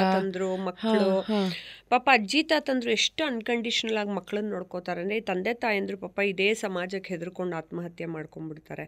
ಅದೇ ಕಥೆನೇ ನನ್ನ ಮುಖಪುಟಲ್ಲೂ ಮಾಡಿದ್ದು. ತಂದೆ ತಾಯಿ ಸಮಾಜಕ್ಕೆ ಹೆದರ್ಕೊಂಡ್ಬಿಡ್ತಾರೆ, ನಾನು ಹೆಂಗೆ ಮುಖ ತೋರಿಸ್ಲಿ ಸೊಸೈಟಿಗೆ ಅಂತ. ಪಾಪ ಅಜ್ಜಿ ತಾತ ಎಲ್ಲ ಹಂಗೆ ಮಾಡೋಕ್ಕೆ ಹೋಗಲ್ಲ. ತುಂಬ ಜನ ನಾವಲ್ಲಿ ಹೋದ್ರೂ ಹಾಸ್ಪಿಟ್ಲು ಟ್ರಸ್ಟ್ಗಳಲ್ಲಿ ಮೀಟ್ ಮಾಡೋಕ್ಕೆ ಅಜ್ಜಿ ತಾತಂದ್ರು ಮಕ್ಕಳನ್ನ ನೋಡ್ಕೊಳ್ಳೋದಕ್ಕೆ ಕರ್ಕೊಂಬಂದಿರ್ತಾಯಿದ್ರು. ನೀವು ನಂಬಲ್ಲ, ನಾನೊಂದು ಸರ್ಕಾರಿ ಶಾಲೆಯಲ್ಲಿ ಸ್ಪೀಚ್ ಕೊಡೋಕ್ಕೆ ಹೋಗಿದ್ದೆ, ಈ ಥರ HIV ಮಕ್ಕಳದ್ದು ಮಾಡಿದ್ದೀನಿ ಅಂತ. ಪಾಪ ಸ್ಪೀಚ್ ಎಲ್ಲ ಮುಗಿದ್ಮೇಲೆ ಒಂದು ಹುಡುಗಿ ಓಡ್ ಬಂದ್ಬಿಟ್ಟು ನನ್ನ ತಬ್ಕೊಂಬಿಟ್ಲು. ಇವತ್ತಿಗೂ ನನಗೆ ಅವಳು ಜ್ಞಾಪಕ ಇದ್ದಾಳೆ, ಅವಳು ಫೋನ್ ನಂಬರು ಕೊಟ್ಟಿದ್ದೆ. ಅವಳು ಓಡ್ ಬಂದು ತಬ್ಕೊಂಡ್ಲು. ಯಾಕೆ ಇವಳು ತಬ್ಕೋತಿದ್ದಾಳೆ ಅಂತಂದರೆ, ಅವಳು ಟೀನೇಜ್ ಹುಡುಗಿ, ಆ ಏಜಿಗೆ ಬಂದು ಪಾಪ ಅವಳು ಯಾರನ್ನೋ ಲವ್ ಮಾಡ್ತಾಳಂತೆ. ಅವಳು ಆ ಕಥೆನೂ ಹೇಳ್ಕೊಂಡ್ಳು. ಮ್ಯಾಮ್ ನಾನೊಬ್ಬರನ್ನ ಲವ್ ಮಾಡ್ಕೋತಿದ್ದೀನಿ, ಆದರೆ ನಾನು ಹೆಂಗೆ ಅವನ್ನ ಮದುವೆ ಮಾಡ್ಕೋಬೇಕೋ ಬೇಡವೋ ಗೊತ್ತಿಲ್ಲ. ನನಗೆ ನಮ್ಮ ಅಪ್ಪನಿಂದ ನಮ್ಮ ಅಮ್ಮಂಗೆ ಬಂತು, ನಮ್ಮ ಅಮ್ಮನಿಂದ ನನಗೆ ಬಂದಿದೆ. ಎಷ್ಟು ಬ್ಯೂಟಿಫುಲ್ ಆಗಿದ್ದಾಳೆ ಗೊತ್ತಾ ಹುಡುಗಿ. ನನಗೆ ಆ ಜನ್ರೇಷನ್ ಮಕ್ಕಳು ಮೇಲೆ ನನಗೆ ಏನಕ್ಕೆ ಪಾಪ ಅಷ್ಟು ನೋವು ಅಂದರೆ, ಇವ್ರು ಯಾರಿಗೋ ಅಪ್ಪಂಗೆ ಬಂದಿದ್ದು ಅಮ್ಮಂಗೆ ಬರ್ಸಿ, ಅಮ್ಮಂಗೆ ಬಂದಿದ್ದು ಮಕ್ಳಿಗೆ ಬರ್ಸಿ, ಹೀಗೆಲ್ಲ ಮಾಡಿದ್ದಾರೆ. ಈಗ ಅದೇ ಎಲ್ಲ ಕಮ್ಮಿ ಆಗ್ತಿದೆ. ಅವಳು ಪಾಪ PUC ಮುಗಿಸಿ ಫಸ್ಟ್ ಇಯರ್ ಡಿಗ್ರಿಲಿದ್ಲು. ಅವಳು ಆ ಭಾವನೆ ಇದ್ದೂ ಯಾರನ್ನೋ ಪ್ರೀತಿಸೋಕ್ಕೂ ಆಗಲ್ಲ. ಹೋಗ್ಲಿ ನನಗೆ ಕಾಯಿಲೆ ಇದೆ ಸತ್ತೋಗೋಣ ಅಂತ ಸಾಯೋಕ್ಕೂ ಆಗಲ್ಲ. ಹೋಗ್ಲಿ ಸಮಾಜದಲ್ಲಿ ಎಲ್ರಿಗೂ ಧೈರ್ಯವಾಗಿ ಹೇಳ್ಬಿಟ್ಟು ನಾನು ಹೋಗ್ಲಿ ನನಗೇನ್ರಿ HIV ಇದ್ರೆ ನಾನು ಬದುಕೋತೀನಿ ಅಂತ ಹೇಳೋಕ್ಕೂ ಆಗಲ್ಲ. ಅಟ್ ದ ಸೇಮ್ ಟೈಮ್ ಇಲ್ಲ ನಾನು ಸಾಧಿಸಿ ತೋರಿಸ್ತೀನಿ ದೊಡ್ಡ ವ್ಯಕ್ತಿಯಾಗಿ ಅನ್ನೋಷ್ಟು ತನಕ ಅವಳು ಬದುಕೇ ಇರಲ್ಲ. ಸೊ ಅವ್ರದ್ದು ಏನು ಜೀವನದ ಅರ್ಥ? ಇದು ನಾನು ಫಿಲಮ್ ಮಾಡಿದ್ಮೇಲೆ ಸಿಕ್ಕಿದ್ದು. ಫಿಲಮ್ ಮಾಡೋಕ್ಕೆ ಮುಂಚೆ ನಾನು ಚಿಕ್ಕ ಮಕ್ಕಳನ್ನ ಭೇಟಿ ಮಾಡಿದ್ನಲ್ಲ, ಆ ಕಥೆನ ತೆರೆ ಮೇಲೆ ತರಬೇಕು ಅಂತಲೇ ಚಿಕ್ಕ ಮಕ್ಕಳಿಗೆ ಅಷ್ಟೆಲ್ಲ ಮೆಡಿಸಿನ್ ಕೊಟ್ಟರು, ಅವ್ರು ಬದುಕಲ್ಲ. ಆಮೇಲೆ ಒಂಥರ ಬಾಡಿಯೆಲ್ಲ ಡ್ರೈನೆಸ್ಸು, ಮಾತಾಡಿಸ್ತಿದ್ರೆ ಬಾಯೆಲ್ಲ ಮೆಡಿಸಿನ್ ವಾಸನೆ, ಆ ಥರ ಮಕ್ಕಳು ಅದು ಹೆಂಗೆ ಹೋಗಿ ಪಾಪ ಸರ್ಕಾರಿ ಶಾಲೆಗೆ ಕೂತ್ಕೋತಾರೆ? ಅವರೇ ಹೆಂಗೆ ಫೈಟ್ ಮಾಡ್ಕೊಳಕ್ಕಾಗತ್ತೆ? ಆಮೇಲೆ ಅಪ್ಪ ಅಮ್ಮ ಸತ್ತೋಗಿದ್ರೆ ಅವ್ರು ಅನಾಥಾಶ್ರಮದಲ್ಲೂ ಸೇರಿಸ್ಕೊಳ್ಳಲ್ಲ. ಈ ಥರದ್ದೆಲ್ಲ ಏನೇನೋ ಇರೋದನ್ನ ನಾನು ತೆರೆ ಮೇಲೆ ತರಬೇಕು ಅಂತಲೇ ಮುಖಪುಟ ಮಾಡಿದ್ದು. ಸೊ ನಾವು ಮಾಡುವಂಥ ಕೆಲಸದಲ್ಲಿ ನಾವು ಪರ್ಫೆಕ್ಟಾಗಿರಬೇಕು ಅಂತ ಹೋದಾಗ ತುಂಬ ಕೆಲಸಗಳನ್ನ ಮಾಡೋಕ್ಕಾಗಲ್ಲ. ಲಿಮಿಟೆಡ್ ಕೆಲಸಗಳನ್ನ ಮಾತ್ರ ಆರಿಸ್ಕೋಬೇಕಾಗತ್ತೆ. ಬಿಕಾಸ್ ಒಂದೊಂದು ಕೆಲಸಕ್ಕೂ ಎಷ್ಟು ರಿಸರ್ಚ್ ಇರುತ್ತೆ, ಎಷ್ಟು ಹಾರ್ಡ್ ವರ್ಕ್ ಮಾಡಬೇಕಾಗತ್ತೆ. ಫಾರ್ ಎಕ್ಸಾಂಪಲ್ ಮುಖಪುಟ ಅದಾದಮೇಲೆ ಒಂದು 3 ವರ್ಷಗಳ ಬ್ರೇಕ್ ತೊಗೊಂಡು ಚಂದ್ರ ಅನ್ನೋ ಮತ್ತೊಂದು ಬ್ಯೂಟಿಫುಲ್ ಆಗಿರೋ ಸಿನಿಮಾನ ಕೊಡ್ತೀರಾ. ಆ್ಯಂಡ್ ಒಬ್ಬೊಬ್ಬರಿಗೆ ಒಂದೊಂದು ವಿಷಯ ಇಷ್ಟ ಆಗಿರಬಹುದು ಚಂದ್ರನಲ್ಲಿ. ನನಗೆ ಪರ್ಸ್ನಲಿ ತುಂಬ ಇಷ್ಟವಾಗಿದ್ದು ವಿವೇಕ್ ಅವರ ಕ್ಯಾರೆಕ್ಟರ್. ಯಾಕಂದರೆ I really love Vivek as an actor. ಅವರ comedy timing it's just amazing. And ಕನ್ನಡಕ್ಕೆ ಅವ್ರು ಡೆಬ್ಯೂ ಮಾಡ್ತಾರೆ ಥ್ರೂ ಈ ಸಿನಿಮಾ. ಆ್ಯಂಡ್ ಅವರೇ ಡಬ್ ಮಾಡಿದ್ದಾರೆ ಅವರು. ಹೌದು, ನಾನು ಆಸೆ ಪಟ್ಟು ಡಬ್ಬಿಂಗ್ ಮಾಡಿಸಿದೆ. ಅವ್ರು ಸ್ವಲ್ಪ ಡಬ್ಬಿಂಗ್ ಮಾಡ್ಬಿಡೋರು, ಕೋಪ ಮಾಡ್ಕೊಂಡು ರೂಪಾಜಿ ಅವರು ಇದು ವಾಕ್ ಪೋಯಿಟ್ವರೆ ಅಂತ ತಿರ್ಗಾ ವಾಕ್ ಹೋಗ್ಬಿಡ್ಬರೋರು. ಆಮೇಲೆ ಅವರು ಅದೇನಾದ್ ಗೊತ್ತಾ, ಕಾಮಿಡಿನ ಇನ್ನೊಬ್ರು ಡಬ್ಬಿಂಗ್ ಮಾಡಿದ್ರೆ ಚೆನ್ನಾಗಿ ಕಾಣಿಸಲ್ಲ, ಕೇಳಿಸಲ್ಲ. ಆ ಪಂಚು ಮತ್ತು ಇದು ಖುಷಿ ಅನ್ಕೊಳ್ಳೋದೆಲ್ಲ ಅವ್ರವರೇ ಮಾಡ್ಬೇಕದ. ಅದಕ್ಕೆ ಆಮೇಲೆ ವಿವೇಕ್ ಸಾರೇ ಬೇಕು ಅಂತ ನಾ ಇಲ್ಲಿಂದ ಹುಡುಕೊಂಡು ಹೋಗಿ ಅವ್ರನ್ನ ಹಾಕ್ಕೊಂಡಿದ್ದು ಕಾಂಬಿನೇಷನಲ್ಲಿ. ಅವರು ಸಾಧು ಕೋಕಿಲ ಅವರು ಅದೆಲ್ಲ. ಮತ್ತು ಶ್ರೇಯಾ ಅವ್ರನ್ನು ಅಷ್ಟೇ, ಯಾಕೆ ನಾನು ಬೈಲಿಂಗ್ವಲ್ ಮಾಡಿದ್ನಲ್ಲ, ಕನ್ನಡ ತಮಿಳು 2 ಭಾಷೆಯಲ್ಲಿ ಆಗಬೇಕು ಅಂತ. ಅದಕ್ಕೆ ಆಮೇಲೆ ಡ್ಯಾನ್ಸ್ ಚೆನ್ನಾಗಿ ಮಾಡೋರೇ ಬೇಕು ಅಂತ, ನಿಜವಾಗ್ಲೂ ಡ್ಯಾನ್ಸ್ ಕಲ್ತಿರ್ಬೇಕು ಅಂತ ಶ್ರೇಯಾ ಸರಣ್ಣವ್ನ, ಅಂದರೆ ಫೆಮಿನೈನ್ ಕ್ವಾಲಿಟೀಸ್ ಇರಬೇಕು ಅಂತ. ಕಲರಿ ಪೈಟು ಕಲ್ತಿರ್ಬೇಕಿತ್ತು. ಅವಾಗಲೇ ನೀವು ಕಲ್ತಿದ್ದ? ಇಲ್ಲ, ನಾನು ಮುಂಚಿಂದ ಕಲರಿ ಪೈಟು ಕಲ್ತಿದ್ದಕ್ಕೆ ಆ ಫಿಲಮಲ್ಲಿ ಹಾಕ್ಕೊಂಡಿದ್ದು. ಒಂದು ಹುಡುಗಿನೂ ಫೈಟ್ ಮಾಡಬೇಕು ಅಂತಂದಾಗ ಆ ಥರ ಬೇಕು ಅಂತ. ಶ್ರೇಯಾ ಅವ್ರಿಗೆ ಶೂಟಿಂಗ್ ನಡಿಬೇಕಾದ್ರೆ ಸಂಜೆ ಹೊತ್ತು ಟ್ರೈನ್ ಮಾಡೋರು, ನನಗೆ ಟ್ರೈನ್ ಮಾಡ್ತಿದ್ದವರೇ ಬಂದು ಟ್ರೈನ್ ಮಾಡಿದ್ರು. Okay okay. ಆ್ಯಂಡ್ ಈ ಸಿನಿಮಾದಲ್ಲಿ ಮತ್ತೊಂದು, ಈ ಸಿನಿಮಾದ ಹೈಲೈಟ್ ಇಸ್ ಮೈಸೂರಿನ ಅರಸರು 52 ದಿನಗಳ ಕಾಲ ಅರಮನೆ ಬಿಟ್ಕೊಡ್ತಾರೆ. Some unknown unseen places like ಅವರ ಲೈಬ್ರರಿ ಇರಬಹುದು, ಈ ಎಲ್ಲಕ್ಕೂ ಆಕ್ಸೆಸ್ ನಿಮಗೆ ಸಿಗುತ್ತೆ. ಆ ಎಕ್ಸ್ಪೀರಿಯನ್ಸ್ ಹೇಗಿತ್ತು? ಅಂದರೆ